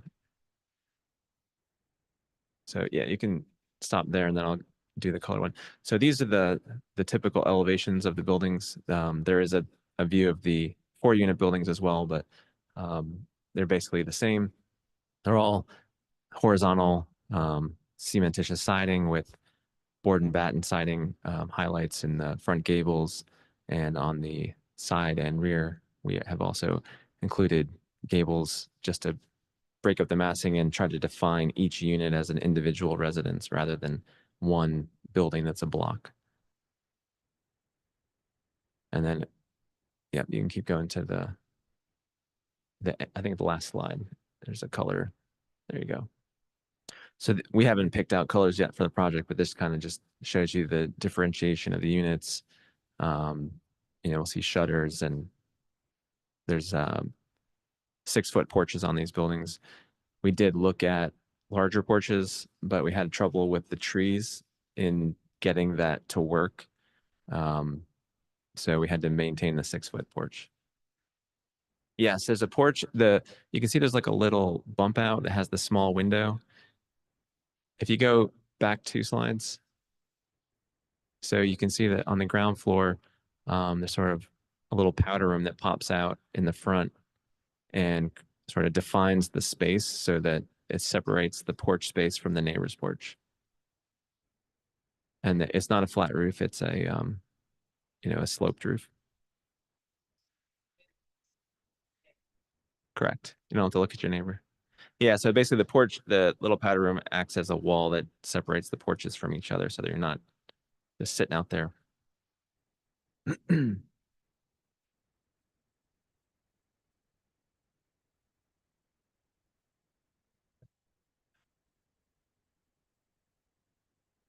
Yes, go up. Yep. Yeah, and the reason for that actually had to do with internal planning to get that sort of breakfast kitchen area to have windows on both end units. So that's sort of a internal struggle we had with the how to locate everything, and that's where we ended up, which I think will be nicer for those spaces. Yeah, all the units are the same size. They're about 1550 square feet, 3-bedroom, 2.5 bath, just kind of a standard, well laid out townhome product. For sale, yes, all for sale.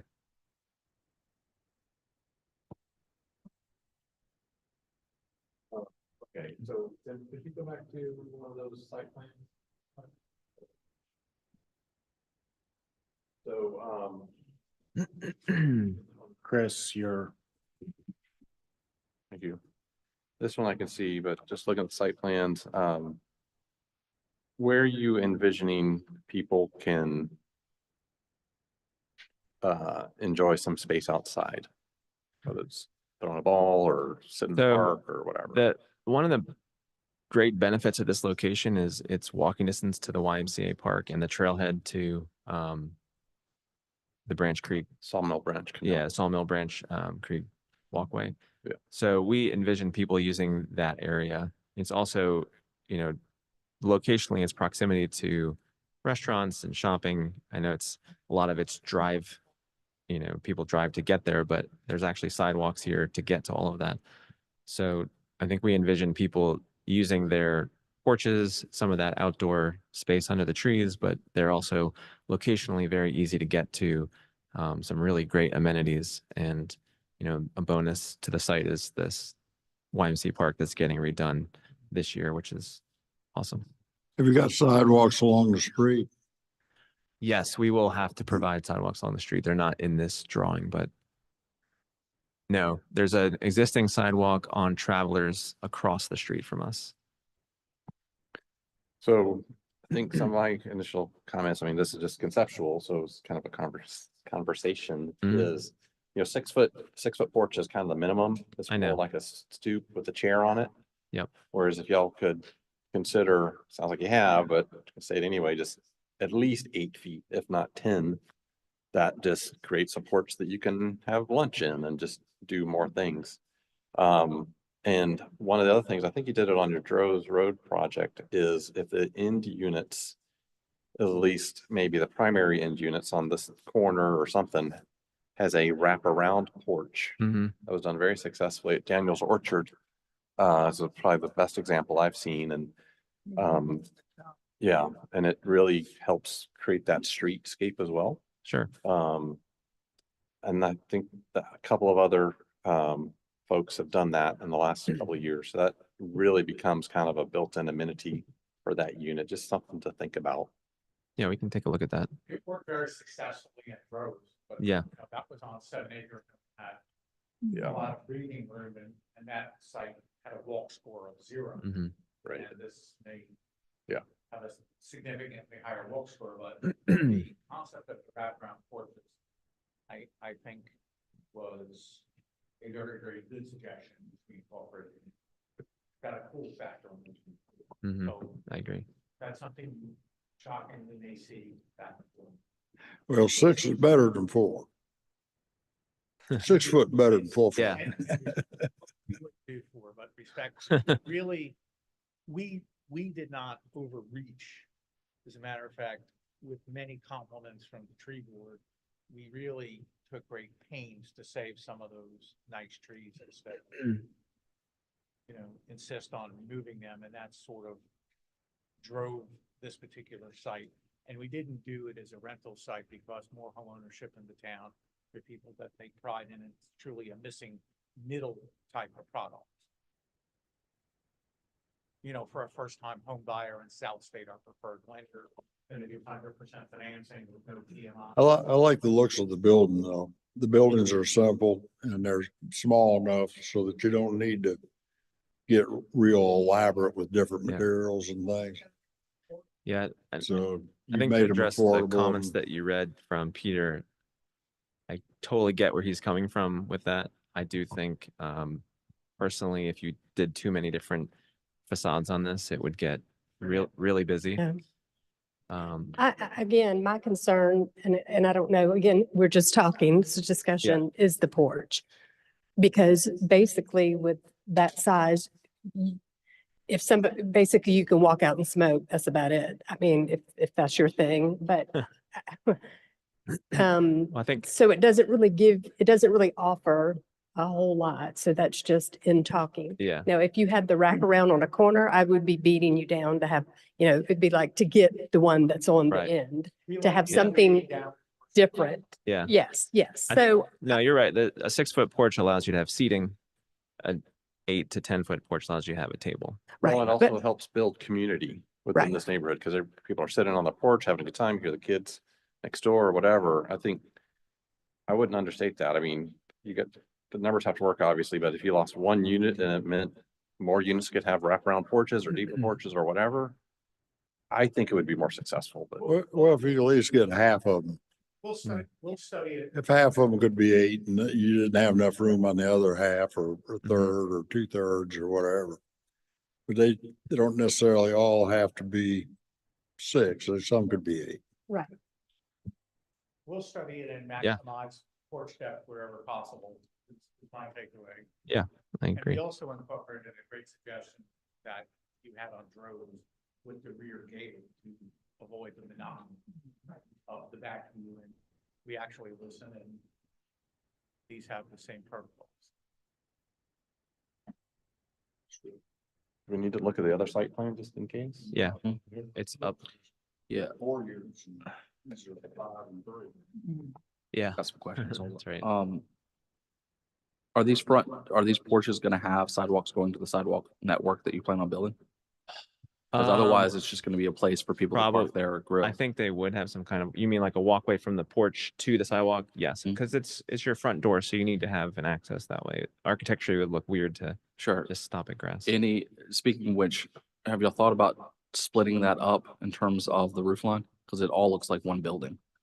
We have tried to figure that out. It's been, I think the differentiation we've been able to achieve is through color and the gables sort of separating that. It's a great question. And we really studied this because this is a fee simple product of which people will own their property and it's not a condominium. Yeah. What we're trying to do is make sure that we can legally divide these things without an overlap with neighbors arguing over who's responsible for this overhang. creating a bunch of easements, so that weighed very heavily on the organization of how we did this to avoid future bickering from neighbors and cross easements for exterior overhang and things of that nature. So setting them off 4 feet apart is going to create overhang for some sort of easement concern? Well, maybe I just. What you're talking about is sliding the facades. Yes, yeah, I'm sorry. Yeah. Oh, you're talking about stepping the facade? Hmm. Right. It's not necessary. Just gets away from the expense issue. They're trying to be middle income for us. Are we reviewing it from a design standpoint or economic standpoint? Okay, because I've had DR Horton tell me that they can't do it and then present a product where they did it. So It's something to consider. yeah, just a thought. Like, Yeah, we can consider it. for example, on the other one, the other site to the north, you have the buildings parallel or at least on the same plane, but the road curves. Is there any way that we can adjust that angle so back. it faces more towards the side street? Which, The one in the middle? We talked about the trees that were there. Well, but if we rotate it on the same axis that it's on, you'd avoid those 2 trees.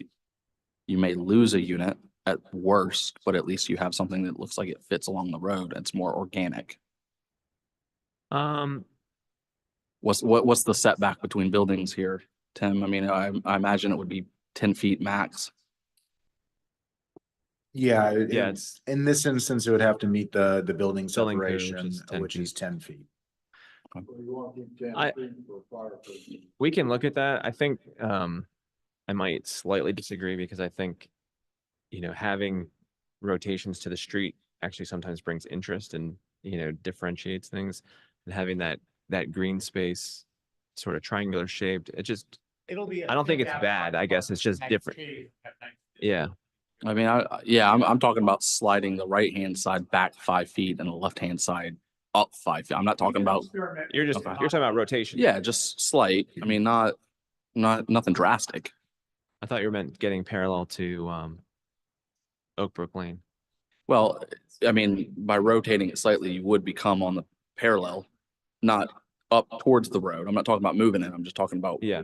like that. Absolutely. Yeah. What is, excellent. Tim, what is the parking requirements for townhomes? Is it 2 per unit? It's 1 per unit. It's 1 per unit? So we've, So, and we have 2-car garages Residential and then unit. we've tried to provide additional I saw about site 30. parking Yeah. because that's always The going to be an minimum. issue. Is there any, could you look into possibly having, since it is a walkable street on that side, travelers, having on-street? You showed a picture earlier where the adjacent commercial had on-street seemingly. It wasn't exactly, but that could get you more. We can look at it if the town allows that. I don't know. We'd have to ask. I know there's, the next property we're going to look at, there's an adjacent parcel that has basically just decided to take all the, Yeah. right away and make it gravel parking because it's a daycare and they've got so many cars coming there. Yeah. Travelers Boulevard is a town road, so it doesn't hurt to see what's available. Yeah, we can ask. And obviously, I'm not saying max it out. I mean, max it out because my fear is in the townhomes that we have developed, we've had issues with nobody uses their garage for their actual cars. Right. 2, obviously, there's not a lot of, it looks like it might be 20 by 20 in some of these. So that's 2 cars. But if you have a Super Bowl party, you're in trouble. Right. Or I'm in trouble. So somebody's in trouble. Right.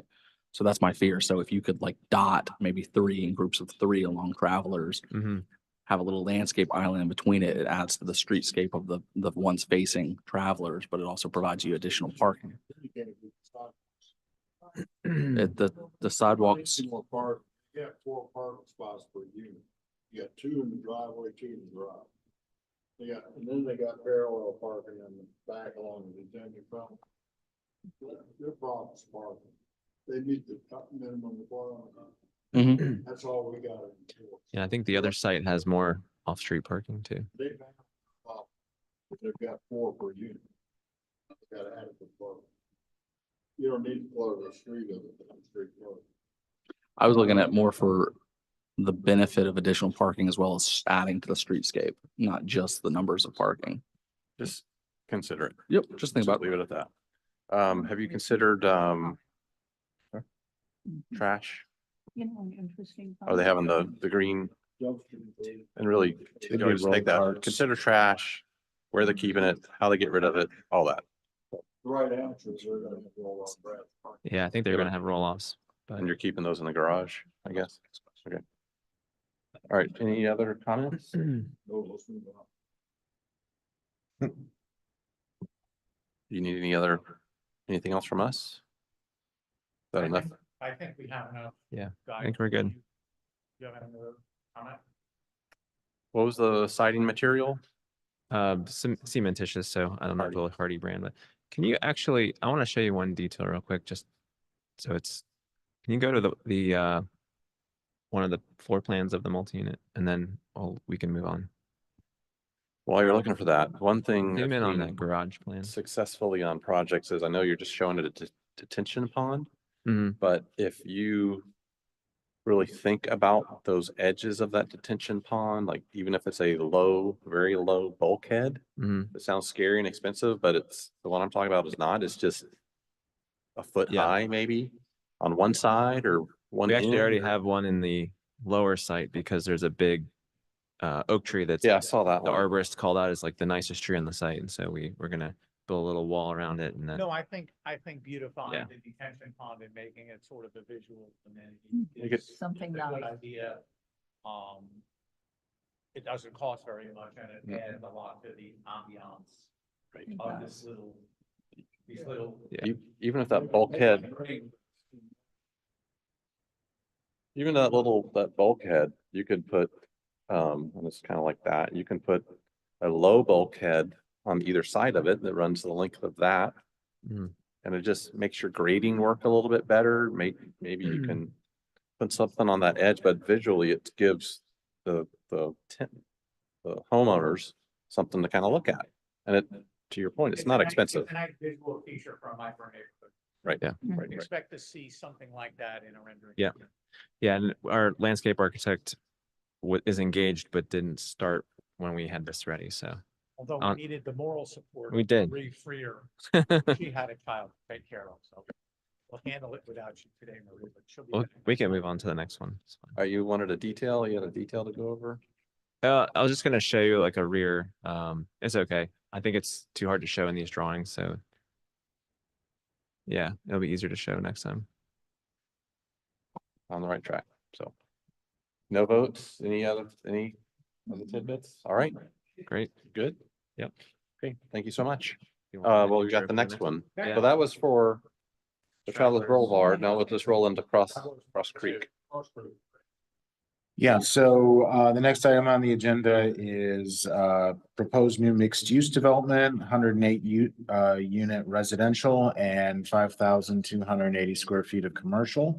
Requesting conceptual review, property zoned UCMX urban corridor mixed use. This is located on the north side of Cross Creek Drive, just west of Old Trolley. Property is currently undeveloped and recently annexed. The applicant has applied to the Tree Protection Board and received final approval. The proposal includes 6 three-story buildings. Each building has 18 units. The commercial building fronting on Cross Creek is proposed to be 5,280 square feet. They're proposing 239 parking spaces, 23 parking spaces for the commercial use and 216 for the residential use. It's 2 parking spaces per residential unit. Parking for the commercial unit would be dependent upon the eventual uses, but it exceeds the minimum parking requirement for any use that we have. Bicycle parking should be provided. A sidewalk across the frontage is not currently shown, but should be included in future submittal. There are 3-story walk-up style buildings with open breezeways. Finished materials include horizontal and vertical siding. Roof material is to be shingles with standing seam metal dormer. Windows seem to be missing proper header and sill trim. No shutters are proposed. A gable on hip roof line with multiple dormers. Colors and other material choices have not yet been provided. Again, we'd like to thank staff for working hand in glove with us, comporting with the Unified Development Ordinance. This property is even a little closer to the Y and the trailhead. We have left out the small little commercial building, but we'll bring it back to preliminary. And we envision that to be 2 or 3 professional offices and a contemporary pool design that sort of holds the road. Okay, so that's sort of a secondary feature, but it'll be a very nice contemporary office-like one-story design for that type of use. Okay. So if you want to go to the next sheet. So this is the site location, which is just north of the ones we were previously looking at. Cross Creek Drive does dead end into the YMCA and the trailhead. Next slide. And across the street from this is a small little professional office. And then as you go closer to Old Trolley, that's the Perkins on the opposite side of the street from us. And then the property abuts to the right, some like oil change places. And then behind us is a Somerville Station, which is a older multifamily property recently purchased by the beach company that's been, they're refurbishing it, updating it. Next slide.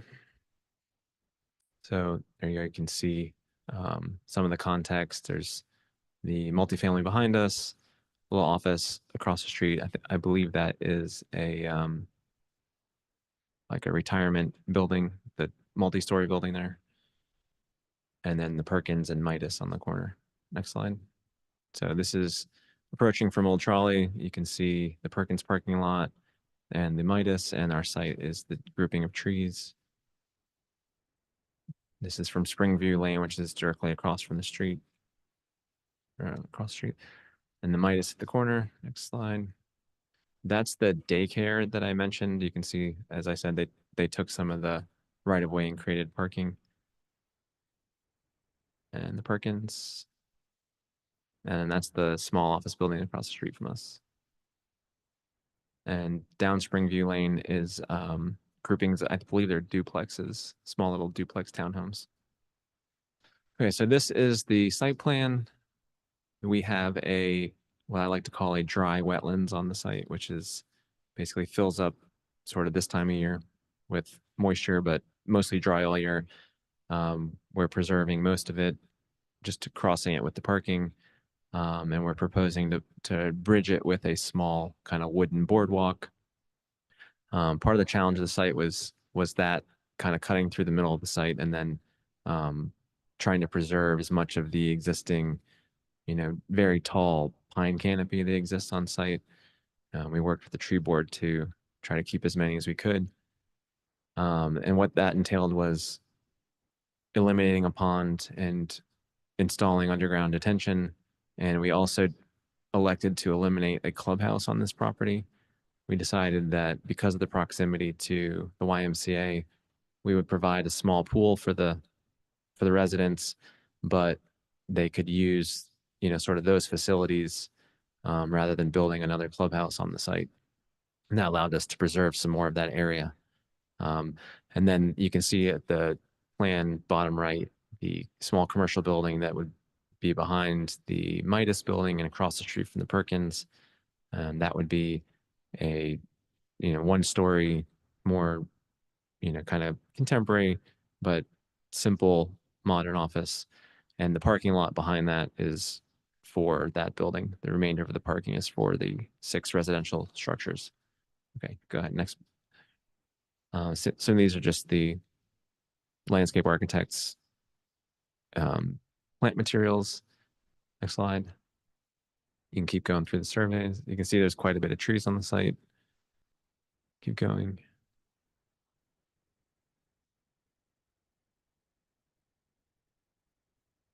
And that kind of shows you, this is from our tree board submission, kind of shows you the dark green is the areas we were preserving existing trees. Keep going. Okay, so getting to the buildings, we're not 100% sure on the material yet, but it's a mix of horizontal and vertical as drawn. It's sort of drawn with a vertical metal siding and a horizontal cementitious siding, kind of trying to be a little bit more modern, but still a nod to traditional building style. I think from the comments that it doesn't have the perimeter trim on the windows, the architect was doing it with a little bit more modern of a detail. You can go to the next slide. We could see it better in some of the other. So it's each floor plate is 6 units. The buildings are 3 stories, so 18 units per building. Every unit has balcony, and it's a mix of 2 and 3 bedroom units.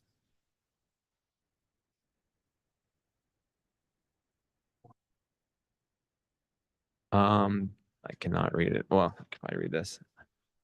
Yeah. Hold on. You've got better eyesight to find it. I bet.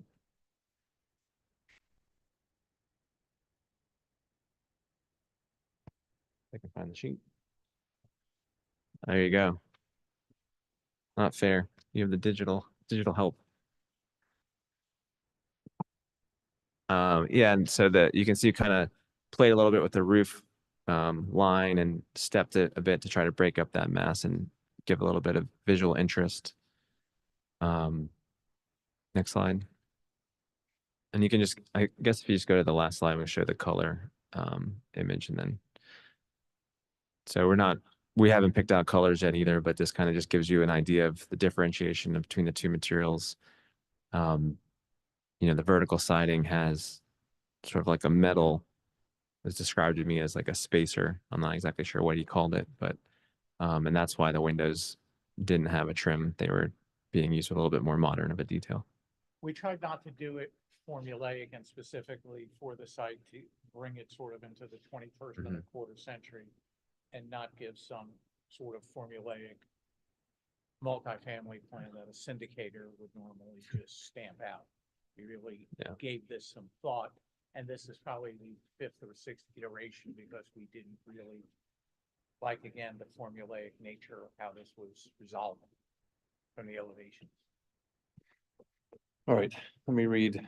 Peter's comment's pretty short, needs lots of low country detailing. That's what we were trying to avoid. we could do it. Yeah, it's easy, It but needs to evolve a little more and pay an ode to that tradition, but Well, the concept, say Nexton was built on, or initially was traditional materials in a modern interpretation. So I understand, and I like modern architecture. Sometimes it's successful, sometimes it's not, but, and I understand where your design philosophy was, but I don't see any low country detail in it at all.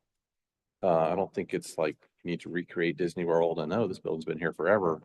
But, you know, what if these kind of these white components were white vertical components were brick, you know, because it almost looks like you're trying to mimic a Charleston single in a way. Maybe it's a conversation. My first reaction is not really it's not really for me right now. I think it's can't quite put my finger on it. Wish architect were here, but I think it's I appreciate where you're going with this modern look and appeal, but it's still, I think it's got to be regionally modern, and maybe you do that through the materials chosen. You know, not sure. I would argue that it is regionally modern. I think it's just modern as opposed to traditional.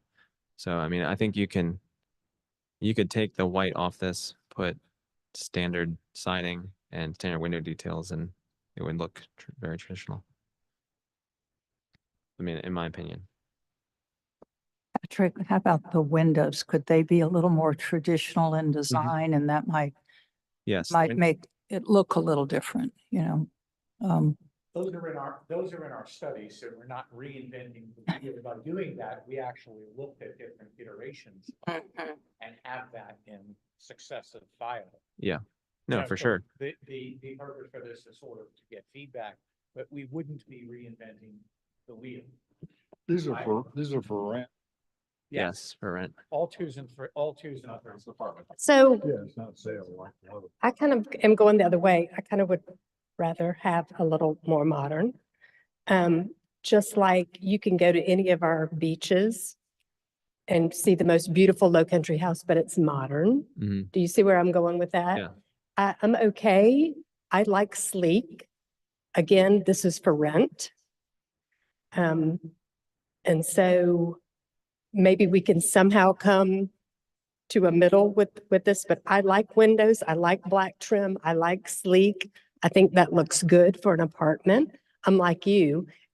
Do we want it to look like every other apartment that we have? That was our actually objective because at our first pass around, it was looking like every other. Absolutely. And things that were done in 2010. And we That's correct. Since we have a lot of internal creativity and some horsepower to do that, creating originality as opposed to. Right. Again, we're not syndicators. We own, this is our capital. It's our, we're gonna own it. Yeah. I like the sleek. I don't mind. I like what your idea, brick maybe. Or metal with the white, with black. Again, I'm just thinking of, again, you go to any of our beaches and you look at several $1 million homes and they're modern. Absolutely. And I do like that. Yeah. I think that would look good here. Yeah, and maybe it's the repetitiveness of the four gables. Maybe the middle one needs to be a shed roof that comes over those or something. So to me, it's like, and I agree with everything you said. If you're gonna make it modern, make it even more modern. Correct. But maybe the materials are the historic. Maybe you cut the gable roof off, make a flat roof, parapet with different heights, and you go with stucco instead of wood. And then you go with the metal siding, where you got the metal siding. You go with go modern or don't go modern, but don't go halfway. Yeah, I think you're kind of stuck in the middle with it right now. Maybe you said make low country coastal modern. Next to that.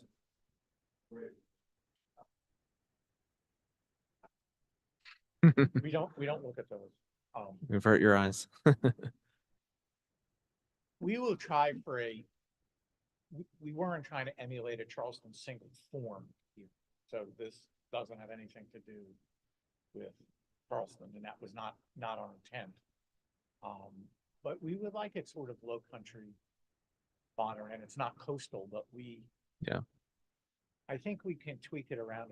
Any other feedback for us as we do this? Yeah, besides the general look of the building, any other feedback? I think color, some sort of color on there would really help us visualize. I mean, right now it looks like it looks like a Barrett's. I have a whole sheet of colored versions. Yeah, like. But I only. No. On the site, if we could go back to the site plan for a second. I noticed that building 3, and I think I can't remember the other building number, did not have access to the amenities. So you can go from building 3 to building 2, but you can't go from 2 or 3 across the drive. So can we do some sort of crosswalk someplace? Yes, absolutely. And then building 6 has that same problem. Yeah, we'll definitely make sure there's crosswalks for all these to get to the sidewalks. Stupid question. Yes, sir. Is the commercial building gonna have dedicated commercial spots, or is it a free for all? Not that it really matters. We've managed things of this nature before. Mhm. We see dedicated spots. The type of tenant in here is we'll probably look at it as a bifurcated or trifurcated office for a chiropractor. or a Gotcha. dentist, or Real estate agent, the professional type of offices. And that we also view it as dedicated parking from 8 o'clock in the morning till 6 o'clock. And then we see it as overflow for the residential thereafter. These are going to be limited hour offices. And speaking before, it's a resource that should be used after 6 o'clock for overflow and guests and stuff like that, and weekend. But it'll be dedicated parking. It will not be a free for all. I just was curious. I've never seen the parking shared between a commercial and a residential entity without, the traditional retail ground floor. Cool. These will be sort of normal business, Monday through Friday, 9 to 5, somebody stays late.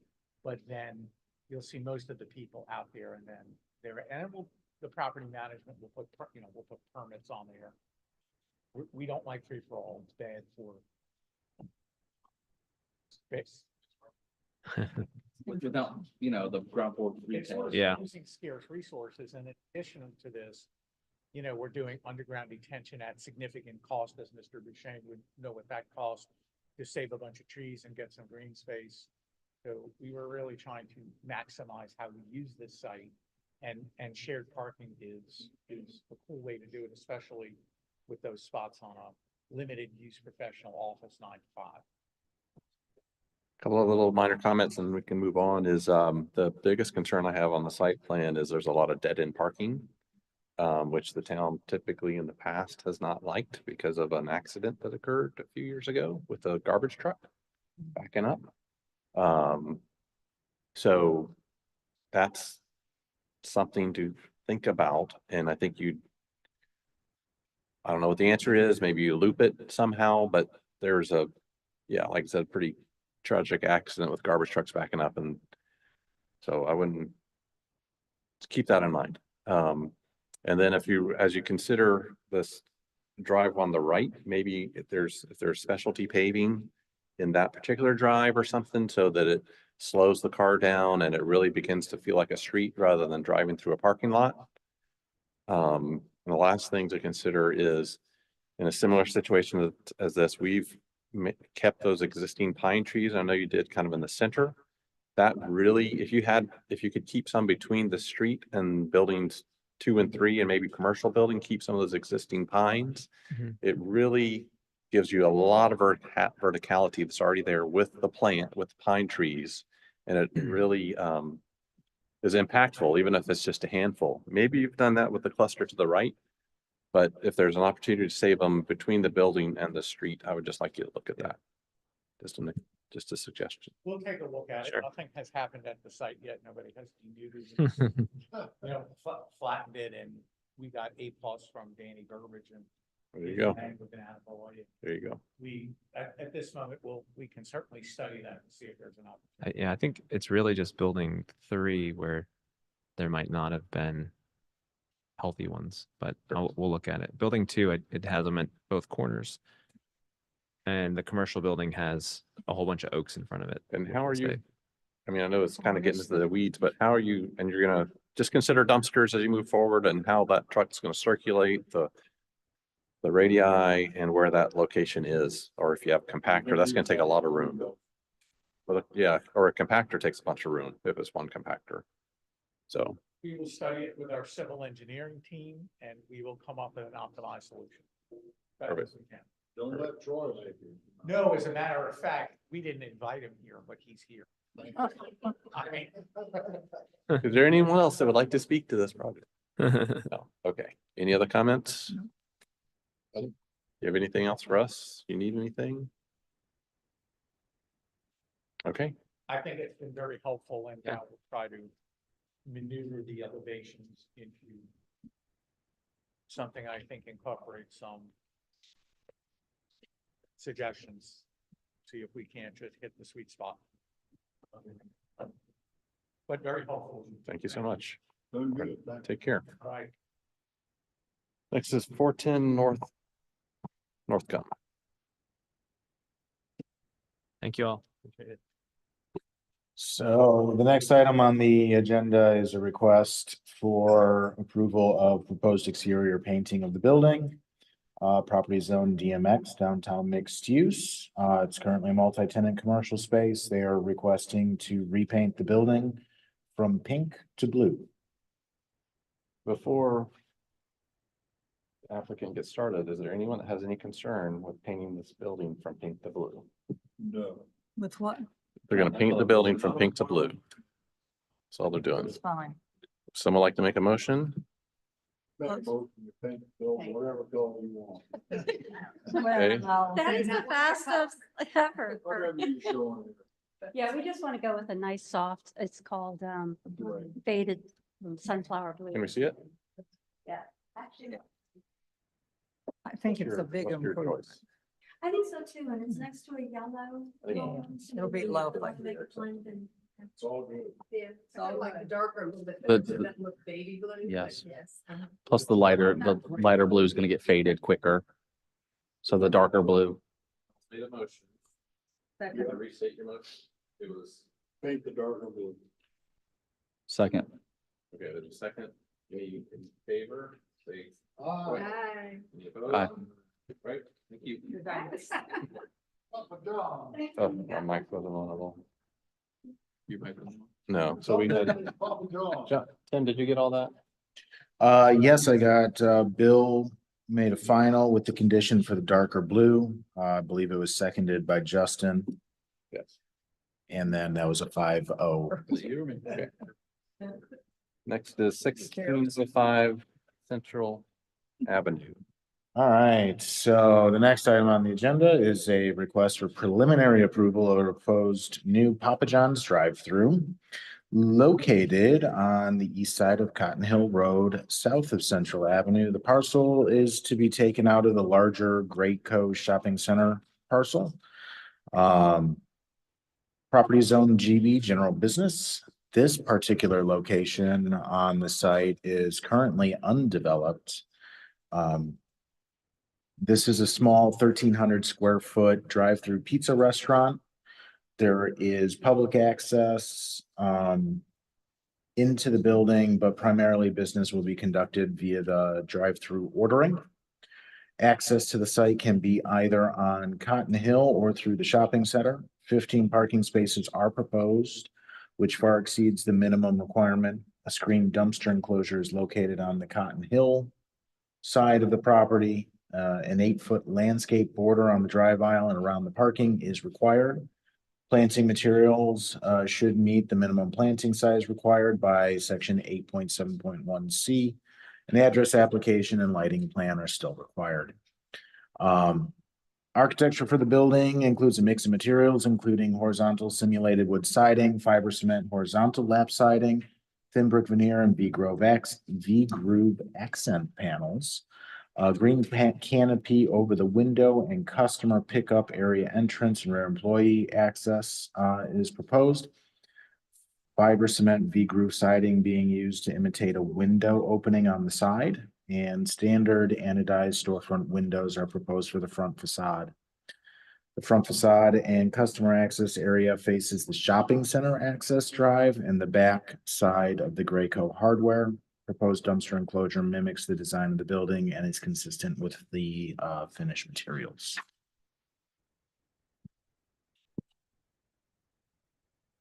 All right, we're all ready for you. Make sure you sign in, state your name and role in the project, please. I'm Trey Litton with Forsberg Engineering, the civil engineer on the project. Just a quick overview on the site. It's an out parcel, like was mentioned. There is a master plan for stormwater detention, so we will not be constructing a pond on the site. Yep, you can see on the cursor there, there's a pond actually adjacent to the parcel that we'll be using to address our stormwater management. There's a few easements that cross the parcel that we're avoiding with the building location. And then lastly, I just wanted to point out Cotton Hill Drive is a DOT road, but we've worked out the driveway access and the location. We have it on the site plan with DOT at this time. I'm happy to answer any other questions related to site, but I'll pass it off to Lassie. Hey, good evening, Lossie Knight with LFK Architects. We've got probably 50 pages here, but I'm going to try to shorten up this presentation and just hit the high points, and then we can get to any questions. Tim, do you mind if we go to PDF 340, please? Yeah. So just wanted to give a little bit of, point out a little bit of context. Yeah, let's see here. Sorry, I know we got a lot of slides. Yeah, you have the biggest package. If I don't know if it lets you type in 340. If not, no worries. We'll just kind of roll with it. Let's see here. Or I'll tell you what. 349 jumps to the bird's eyes. That might be a quick place to start. So it's kind of near the front. Yeah.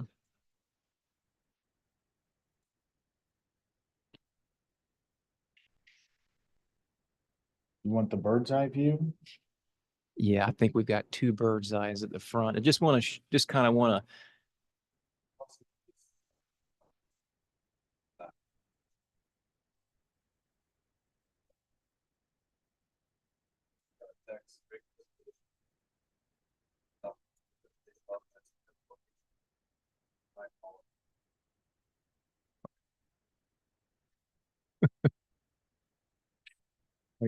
Okay.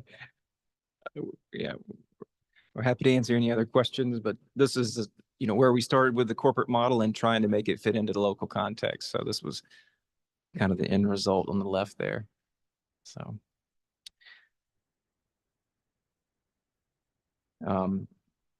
So we ended up trying to get away from some of the Papa John's corporate green, and trying to do a little bit more of an earthy kind of warmer palette. Tim, if it works, yeah, let's see if we can maybe go back just one or two slides. And essentially, we have added a taupe brick to the palette. We've added a lot of storefront glass, a lot more than was there, enhanced the canopies, and then kind of got rid of some of the stucco and opted for some of the fiber cement siding. So happy to go as deeper in the presentation if we need to, or answer any other questions there might be.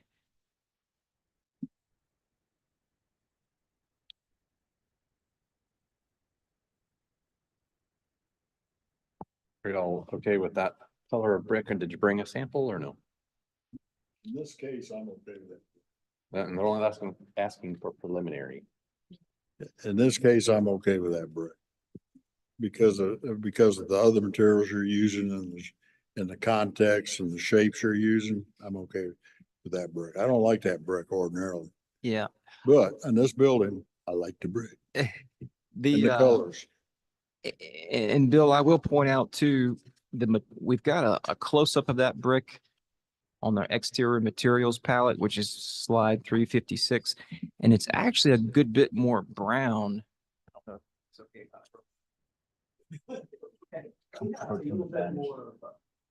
This is the Cortez brick, and so the red means for some reason the computer's running lighter. But that's the way it does. It should be a little warmer than light. Yeah. So a little darker than the Parker's. We go. Okay. And your parapet screens, any mechanical units you'll have up there? Yep. So with the parapet, we have the ability to go up to about 5'6" of screening. We're only doing the shell building delivery. But we've been working with Papa John's and trying to figure out what this floor plan is going to be. We feel like the entry points are set. And I believe once they get their kitchen equipment in there, we may have to come back to you and show you all the exhaust and so forth. But I believe we've got like 5'6" of screening up there to cover everything. Yeah. Yeah, and that would actually be, that we'll just make that a comment too, is it's got to be, right? Yeah. So that parapet has to screen all that mechanical. Okay. Electrical. Gotcha. Or, yeah, mechanical.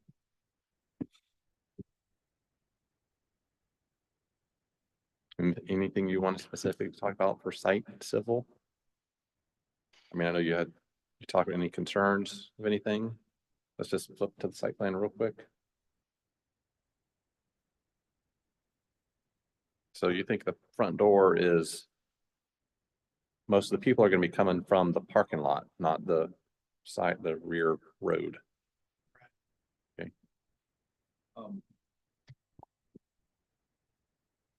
Can we extend the sidewalk further down and crosswalk the other drive-through? Or is that because that's internal to the shopping center?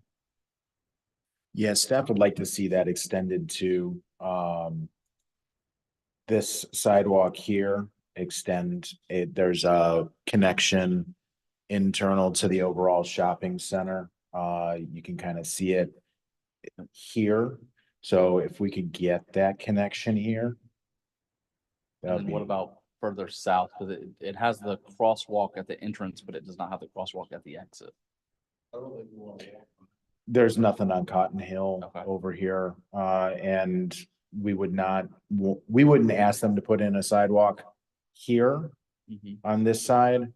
Most likely if it gets extended, this property is not in town. These trees. If and or when it develops, it would probably pull the sidewalk on this side down to Devon is where we would go. But there's also not a sidewalk on Devon Road. Yeah. Any thought to railing on the outdoor seating area right next to that drive-through? I hate for somebody to step off that and That's a good point. We haven't considered that. We've done restaurants in the past where we have put up some railings for safety. So I think, happy to share that with the owner and, right I mean, now we not have like enclose the whole area, just enough to, yeah. Sure. That's a good point. Yeah. And Tim, I think one of our 3D renderings would have a good perspective of that, maybe, I don't, somewhere around 349 or, yeah. Kind of near the front, we have some bird's eyes. There we go, right there. Yeah. So we do have room to put a little enclosure or perhaps a little knee wall or something there. It would be great if it were inviting enough for you to go out there and eat pizza. Yeah. And for us, that would mean a shade structure that goes over it. And we've talked about porches a lot over the years. I don't know, it seems like we're all in consensus that the building looks great, but think about that outdoor environment. So you get your pizza and you go outside, you want to eat and sit for 20 minutes and not just get blasted by the sun. So.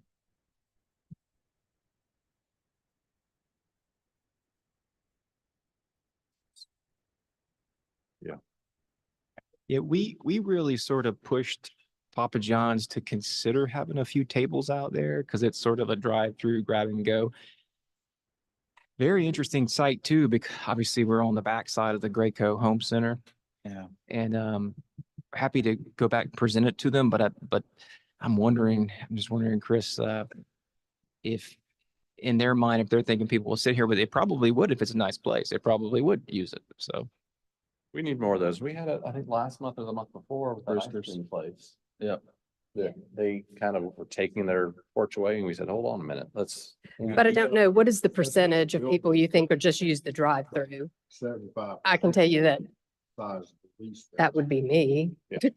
So I don't know. I can see where they're coming from. Like, what's the percentage? Are you going to have enough percentage of people to sit out there and eat a piece of pizza outside? I don't know, but it would look nice. I think I'd leave it up to them because if they want to spend the money, put the tables out there. Let them react to their customers when the customers say, it's hotter than hell out here. I want to cover. Yeah. Yeah, but if we don't push these guys to do it, they're gonna, well, we didn't do it in Albuquerque.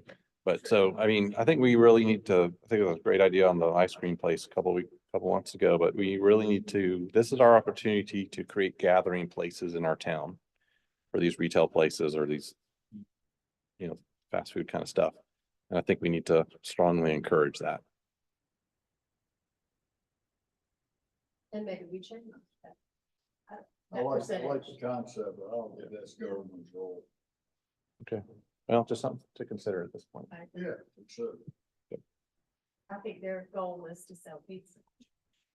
And I thought, just raise the issue to them. I don't think it's a killer deal, but yeah, absolutely. if we get them to do it, it'd be nice for them to do it. Yeah, as you said, we don't ask. Don't get it. Yeah. Don't get it. Can I say something? If you do that, you have to decide where you're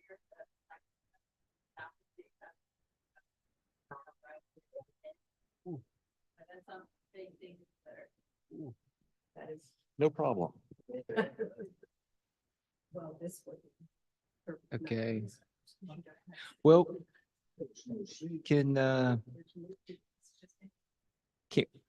can we share a little bit about the master plan? I'm just thinking we weren't going to divulge this, but the developer we're working with obviously owns all of this. And so right across from that pond is another parcel, which he's thinking about doing a project there too, perhaps 6,000 square foot building. So we feel like the back side of this alleyway through there is going to eventually be developed. Obviously, we come back to you guys with that plan. So I'm wondering if through that next process, can we come up with some sort of centralized green space or some plan at that point that kind of offers that? Because then we can go ahead and account for the bathroom. Thanks for pointing that out. I wouldn't have thought of that. But. I think if we're considering moving one parcel down, then we do need to somehow connect these walkabilities. Yeah. And we're obviously bringing it almost basically from central, my understanding. Now, I assume this is another project, and I don't want to get in the weeds on that, obviously, but we're not facing Devon, we're facing the back. So Right. it's going to be more like and that's not a criticism, sorry. I'm just trying to understand the concept of what Yeah. you're talking about, Yeah. where this driveway becomes a nice little alleyway Right. between all these different little uses. Yeah, I think in reality, it would want to have a nice front for both Devon and that rear drive. So we probably would address both. And to your point, that outdoor eating area may be off campus, so that doesn't require a restroom. No bathrooms, yep. It's just a shelter somewhere. Gotcha.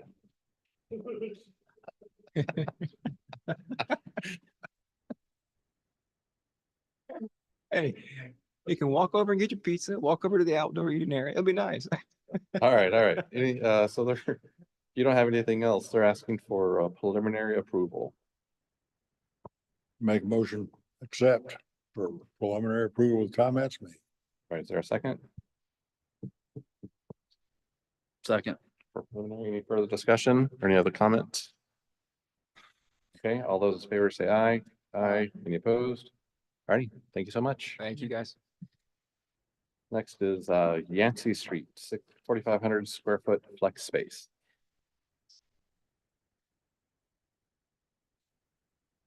The last item on the agenda Where I usually am, blessed. That's is a proposed new 4,500 square foot flex space. They are requesting preliminary approval. Property is zoned GB general business. It's located at the intersection of Boundary Street and Yancey Road. It's currently undeveloped. This is the first meeting. This is a proposed 2-unit, 4,500 square foot flex space on 0.43 acres. Tree removal permit and tree protection board is required. And final approval from the tree board is required before final DRB approval. 9 parking spaces are proposed. An 8-foot landscape border is required. Due to the overhead power lines and easement on the west side of the property, large canopy trees will not be permitted, but a continuous hedgerow should be implemented to screen the drive aisle and parking from view. A 5-foot planting bed should be provided as foundation planting area. All plantings must meet the minimum planting size required in section 8.71C. The proposed building is a 13-foot, 8-inch building at the eave. Section 4.5.2 requires a minimum height of 20 feet to the eave line for a pitched roof in GB.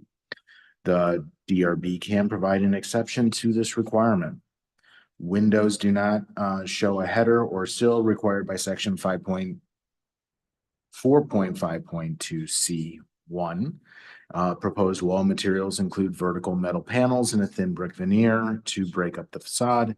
Canopy structures cover the front and rear doors. Large overhead roll-up doors are proposed on the front-facing facade. Colors and other material samples have not been provided at this time. Site lighting should not exceed an average of 3-foot candles in the parking area. And the exterior lighting notes should be revised to reflect this requirement. And the applicant is here and I turn it over to them. So we're just here for conceptual / preliminary. So we have a couple of things that we want some feedback from, right, to try to figure out after we went to the TRC. And so one of those is obviously it is a metal building from Mr. Melfi. We're going to have trade businesses in it, and others. Kind of out of the way on Yancey. The biggest question, the biggest question is actually access, which I went to SCDOT and asked them. I gave them 2 locations. There's only, because of that power right away, there's only kind of 2 ways you can get access to that property. One is around the corner on Yancey or up by the intersection. And none of them meet the arms, so I sent an email to Mr. Grooms and said, hey, which one of these bad situations is the situation that you would want? And he didn't really answer me, except he said, sight distance is important. I went, okay, well, so that means I'm going to the intersection, not on the curve. So that's how we did the site layout. So again, I think Tim and them in the TRC mentioned that. I told Tommy we're going to do submit for an encroachment permit right after this. I wanted to get some feedback before we did that so that I can get the SCDOT to say, yeah, okay, we're all right with that access. Yeah, besides the facade and look at the building, the other thing is Tim mentioned we're going to put that hedgerow there, but if you want any additional plantings that we can do, I have talked to SE or Dominion about possibly moving some of the guy wires there on the power poles, because I got a little bump out there that is kind of aggravating. I don't like right now. And so they agreed to meet with me and talk with me over there. So we're going to try to do that too, to see if we can make that space a little more accessible. I don't know that we're going to, because again, I'm not going to encroach on the right of way, but hopefully they'll give me a little leeway there with that. Other than that, do you have adjacent photos of the adjacent properties? So go back up, Tim, to the existing conditions page. There. Not great. The building next to it there, so that upper satellite view, yeah, that building there is a metal building with a brick facade. I thought maybe I had it. You don't see any really good pictures there. So it's just a metal building with brick facades. I do have the pictures. I just didn't put them on there. I took them before I did the drawing. But it's built in the 70s. It does have some canopies on it, dark brick. On 3 sides or 2 sides. I think the 2 rear sides are just metal panel. So nothing significant. It's got a brick knee wall and it's this cream colored. Right. Around. I go past it every day.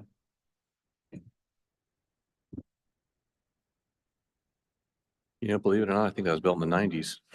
In the 90s? Oh, wow. That was Blackwell built that. Yeah. Yeah. Oh, but in the 90s, it looks dated to me, but yeah, it does. Well, unfortunately, the 90s is not as close.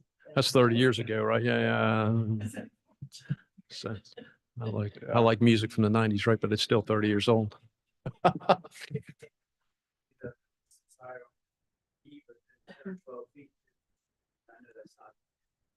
Yeah. Yeah. I think one thing that would help next time is, I'm sure y'all saw. I don't have 348 pages. I'm sorry. I just didn't do that many pages. Just next time, if you could maybe take pictures of the adjacent buildings like JJR did. They did a really good job. Yeah. I mean, but that would help. But to the right of this is also metal buildings, correct? Yes, Oh, that's the from the town satellite owns view. the property all the way to the right, because I did a fire Okay. tower for them back there many years ago to practice on. But yes, they're all metal buildings. Okay. So Man, I could bring some back next time. Again, we're just doing conceptual and preliminary, right? So I mean, we're so small, I don't have 20 units, so. Hey, What's your evite on the building? I'm sorry? Evite on the building, 14 foot? 13'8" is what we picked, but. Yeah, I mean, some- 14 would be normal for a building like Yeah, this. yeah. And then you put a 4 and 12 roof pitch on it, you've met your 20-foot requirement real easy. Well, he says the You got a eve has cheap to be build. 20 It feet. has to be 20 feet at the eve. That's typical because GB is our suburban commercial zoning. We've passed plenty. It of them. requires single-story buildings to be 20 feet. It's an exception that the DRB has to provide. That's with a So- flat roof and a parapet wall, normal. It says at the 20 eve, foot. on It's a miswritten. pitched roof. So Not written properly. just quoted the code for you. You guys have the authority to provide that exception. If you feel that's appropriate, that's what it is. It's not even practical. 20-foot eve. It seemed awful high to me. So That's we ridiculous. Decided we'd get some input from you guys, sounds like especially compared to the building next door. It had sounds like been- we can get past that. Any building. Yeah. I don't think doesn't sound like that's a sticking point. That means a commercial building with a parapet wall. Yeah. Basically a single slope flat roof, parapet. So can we go down to the color one? I want to get you guys the input on, what. Go to the isometrics. I always hate next one down. Yeah, there you go. So we ran across, in trying, Tim made the comment, I had kind of the horizontal, what I did on the other metal buildings I had, but we did some research and came up with this kind of vertical look to try to break it up. And so with a brick veneer, thin brick that we can put on metal buildings, and we'll get some samples. We just haven't done that yet. We wanted to get some kind of ideas. And so I'm curious as to what, again, it's a pig I'm trying to put lipstick on. So Believe it or not, thin brick costs 4 times what regular brick costs. yeah. Well, So it's cheaper to put a metal stud wall up and just put brick veneer against metal stud wall okay. than the thin brick. That's okay. How we can, I'm going to do it the cheapest way for Mr. Belfield, we can do it, but yeah. So what is the use of this property again? It's trade offices, right? So he's an Plumber, HVAC, electrician, yeah, that's right. yeah. That kind of stuff. Okay. If we could go back to the site plan for a second. Out of curiosity, just for the mobility aspect of it, Mhm.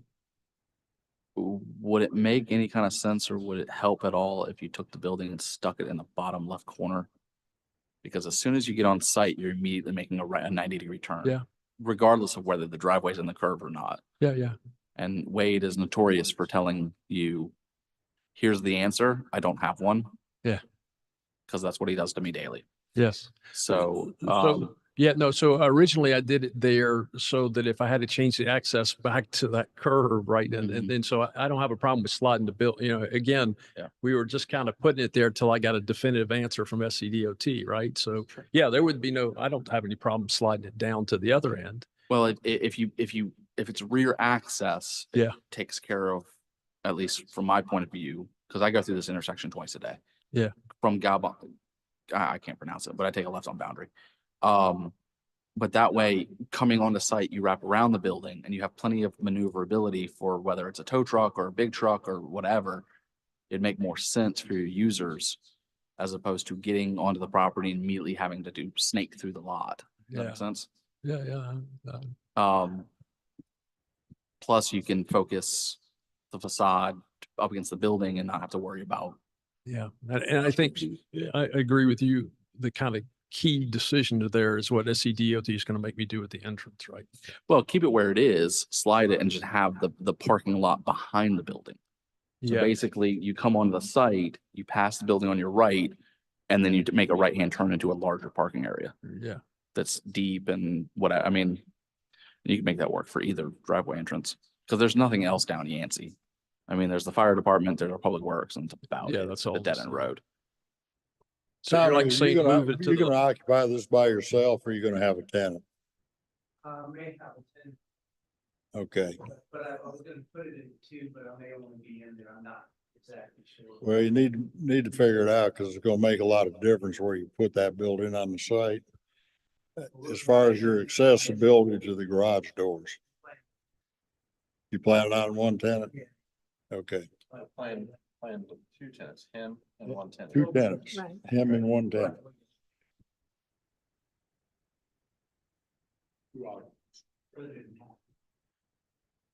Justin, what you're saying is move the building towards west boundary and put the parking behind it. So you flip flop the site basically. Yeah, yeah, exactly. You mirror it on the other side and that way the doors are facing plan east. so you could go back to the photos, Tim, up to the existing, because they have all those power lines and stuff right there. So I'm not really going to have an access. No, you'd have it from the rear, right? Because So is the, You can't move the building up because the power lines are there. So you can't get close enough to the street to leave yourself any room to get to the back. He wasn't any closer with the curb than that power line is right now. See the power line? Yeah, but that's where he had the edge of curb. That's where he had the edge of curb. for the parking, No, it didn't. no? The driveway's going under.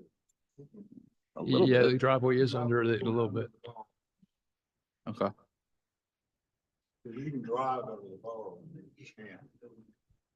Well, but you had mentioned earlier, we're talking about potentially moving them anyways, out of curiosity. Is that what you said? Well, no, again, when I gave Mr. Grooms two choices, right? So I gave him kind of two sketches, and one of them was an access there down where I have like number 5 on Yep, Yancey yeah, Street. yeah. And the other one was up there. And so when I had the access down there, that's what pushed the building up there.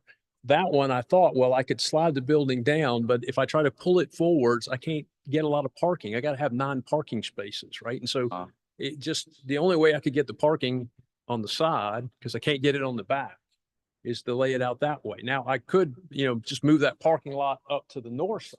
Yeah. And slide the building down. But then that assumes that entrance, that SEO DOT is going to let me use that entrance. Right? If they do, then we're good. I'm okay. I can slide it down there, move the parking lot on the other side, and we'd be fine. The west boundary entrance? You're fine where you're located. Yeah. I've done the swept path. I mean, I can get in there. I would think they would drive Oh, Gabon, yeah. The arms manual, you're supposed to be so many distant, I mean, we don't meet any of the arms requirements, so I don't know. Too close to the adjacent northern driveway too, right? Yes. Usually they like you to line up with the driveway across the street. Could you work out a access agreement with the adjacent existing drive and come in off of there? Yeah. That might be a possibility if that property owner, and we would encourage that. This way we reduce the number of curb cuts. Yeah. That's actually the back of this building. Right, I know it's Yeah, yes. That's like an alleyway type drive. Yeah, it's an alley drive. It's not even real, it's like 12 feet. Talking up here. Yeah, that one is just like a back driveway to the back of this building. Yeah, why? Because his true entrance is north of that. Yeah, up there. Yeah, there's a little driveway there, but it's in the alley. It's probably 10 foot. Oh, you don't have room to make it much wider. It is right on the property. I- 12 foot off property. If you're stuck with the interest where you have it, I do like the notion of sliding the parking north. Yeah. And the I'm okay building with that. south. Yeah. Because you don't see as much parking from Yancey Street. It looks a little better. I think it'll actually work out, and you could still have the drive along the long side of the building in the front and just do a little hammerhead turnaround down there. Kind of where the hand is, just below the hand. I think you could make it work. Flip flopping that basically, slide the building yeah. south, parking north. Yeah. It's right at your door. Maybe it's less asphalt. That's okay. We can move flop that, move the parking up north and the building on the south. Just see what works best. Yeah. No. And then I would make looks like the drive aisle is not perpendicular. Looks like it's skewed on the left because it's parallel to the building on the right, but on the left it's parallel to the street. So I'd make that all parallel to the building, 24 feet wide or something like that. Yeah, and then put generous, at least 15-foot radii on the driveway as you enter into the site, so the trucks can make the turns. And then same thing with you, got to think about where the dumpster is going to be. Yep. Which should probably be on the northern end of the building. It's there now, but I'll move it to the other side. Yes. Yeah, and that dumpster's not in the buffer, is it? Yeah, that one is it's in the 8-foot parking buffer. Yes. That probably has to come out of that buffer, I think. Last time. Again, you can provide an exception if you so choose. Okay. Does it not have to meet a setback because it's a structure? We have to move the building. No, it's just. Yeah. And the dump technically, truck, yeah, the that dump truck, would, being a full structure. Yeah, I this- mean, that's the way it's currently it's going to shown, require a building permit, so it's a structure. the dump truck can't turn around. Let's talk about it when he comes back, because he's got to find out where he's putting his. Yeah, I think we ought to really consider this conceptual, not preliminary, Yeah, just don't because of worry- that. don't worry about it. That's what I would recommend, but we need to talk about architecture at all. Yeah. Let's do it. Uh-oh, all done. I'd make the Levi 14 foot and put a 4 foot up pitch on the roof. Okay. Is what I would do. Do we need a water table along the front, like the adjacent one? Not that one. Okay. what he's done is kind of lively and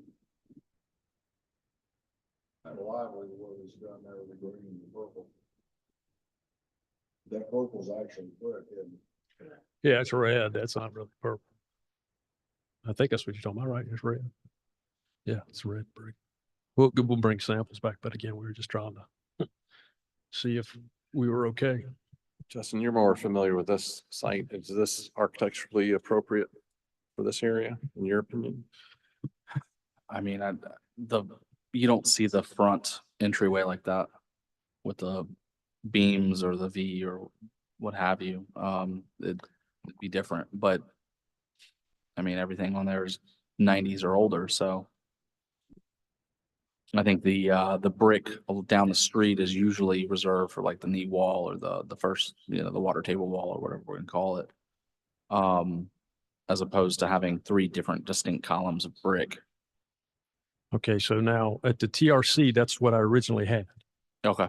And I was told to make it look better. You originally had what? I had the horizontal table of brick and regular columns and canopy, a kind of a more traditional metal building look. See overstep their bounds, they don't have these. Well, so we're just trying to get where we need to be, right? I'm Well, tap they're- dancing here, so. Trying to be helpful and give suggestions, so. Oh, yeah, no, but we're trying to figure out in the dark room, what do we need to do, right? So that's all. I'm A lot of chefs in the kitchen. Yeah. So I don't know that we could go back to the traditional one. Yeah. I'm just thinking what's out there. I mean, if you get the other end of Boundary, I'm not disagreeing with you. yeah, but the other end of Boundary doesn't have much going for it, so it's. But you do have that nice neighborhood. No, agreed, and You ran a water table under the windows? it'd mess it up. No, No, it ran a horizontal full length of the building, about 31 inches high, Mhm. whatever.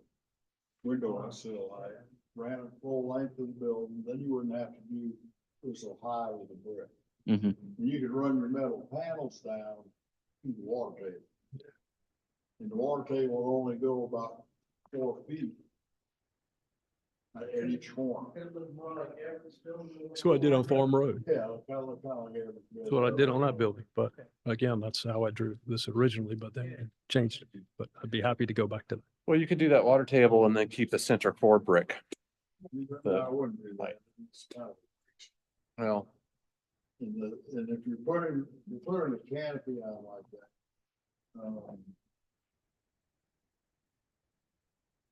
It'd be very interesting. We can do normal columns again. I was just trying to create something different. Yeah. well, Would you stick with the vertical? I like the vertical. The V or just a plain vertical? No, I like the siding vertical. Oh, You know what I'm saying? So yes. even if you did the watermark, I like the vertical Water table? siding. I Water think gives it, table? I thought, yeah, the water Well, table. you put the siding above it. Right, I know that, but I think originally, did you not do horizontal? No, we had vertical siding originally too. No, got it.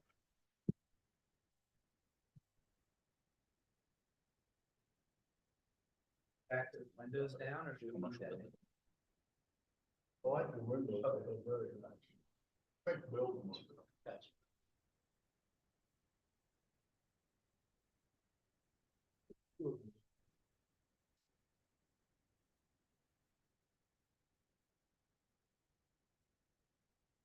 okay, so there's on the sheet, it says preliminary approval.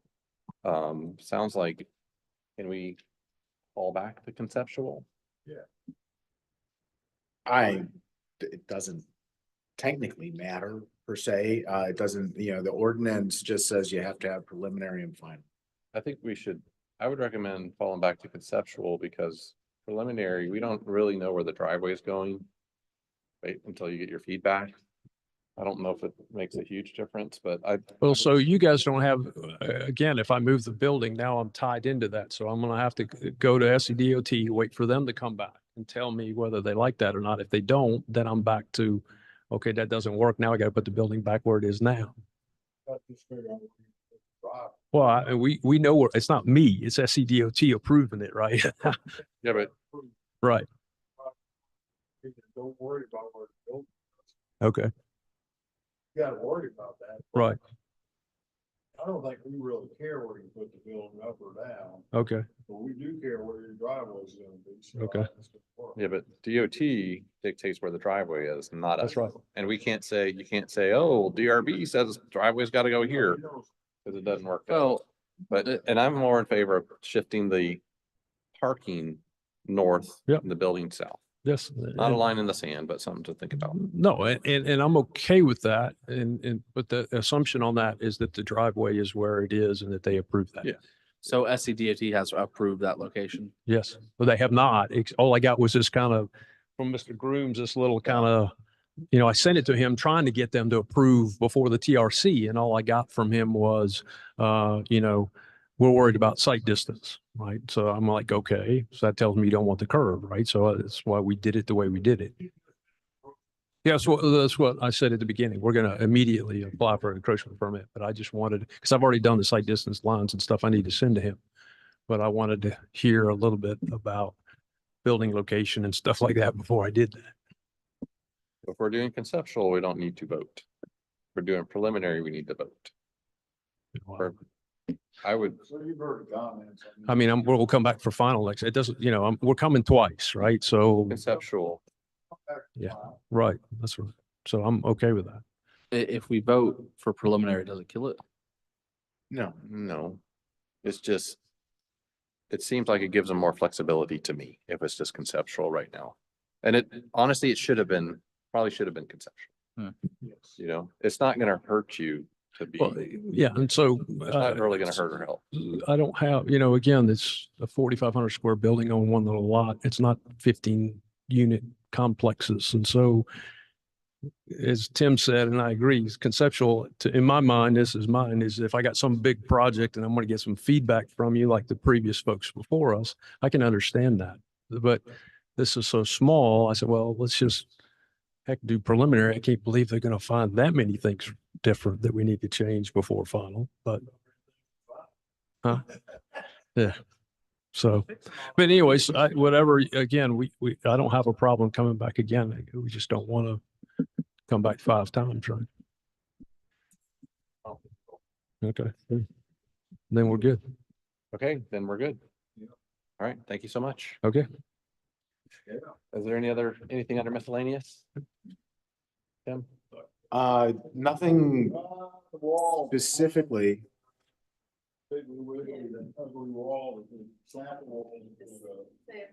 Oh, yeah, I guess we could discuss that. Yeah. So besides the moving of the building, my understanding now is the input is that we would go back to the horizontal water table and eliminate the bricks on the end and only have the brick core or no brick core. I think I would like a core of something. We can, okay. I am confident we will be able to easily work through that at the next meeting. Yeah. And then the water table and 4 at 12 and a 14-foot. Do what you think looks right. Yeah. Vertical element is good. About a 1 foot overhang on the building. Okay. Okay. We come back, one more time possibility too. Probably be one. We'd like to get rid of it. It's just one. All right. Wall, there's a wall discussion. Nobody likes the brick. The architectural designer didn't like it and they ordered all of the brick. That's not our. I know it's not our problem. That's not our I'm just concern. saying. They didn't listen and they got ahead of themselves. So, I will let them know. Tim said that contractor ordered all of the brick, but it was pending our approval. So if it's pending our, that's their mistake. They make mistake. We all make mistakes. So let's just Send the brick back. send the brick back. Yeah. Got it anyway. I'm just saying. what I'm just informing you of what I was told. I will inform them that the consensus of the board was that the brick does not work. And they should go to a more red. I think they presented a red brick and that brick, and it was kind of like, More like the Piggly Wiggly store has in the buildings around that neighborhood. They all have basically. okay, I will ask them to shoot over a couple of samples and we'll go from there. We don't need to run by and look at the mock-up. Already did. Oh, you did? Did they put all the windows and all that stuff in it? No, I was just looking at the color of brick, is what I thought. Yeah. Yeah, they didn't. Well, we have to review all of it, not just the brick. It's also the soffit, everything. Yeah, that's the whole purpose of the mock-up is to look at it all together. Well, the window trim, all that. That was the purpose of that mock-up was not just for the brick. It's how it all comes together. It was the contrast of the stucco material that they were proposing for the building as well as the brick. See, because there was a concern that they melted together too much and there wasn't enough difference. But they didn't show it. They didn't in the picture. Yeah. Well, it's not painted or whatever. Yes, it is. Is it now complete? I told them to Wasn't complete in the it. picture. In the email. Anyways, also I will send out an email tomorrow, maybe tomorrow, possibly Monday, to try to coordinate a time to do a Zoom meeting to accommodate the group that we were not able to accommodate tonight. Thank you. Anything else? Need a motion for adjournment, or we can't leave. So moved. All right, for the second down here, I'll vote. I leave it.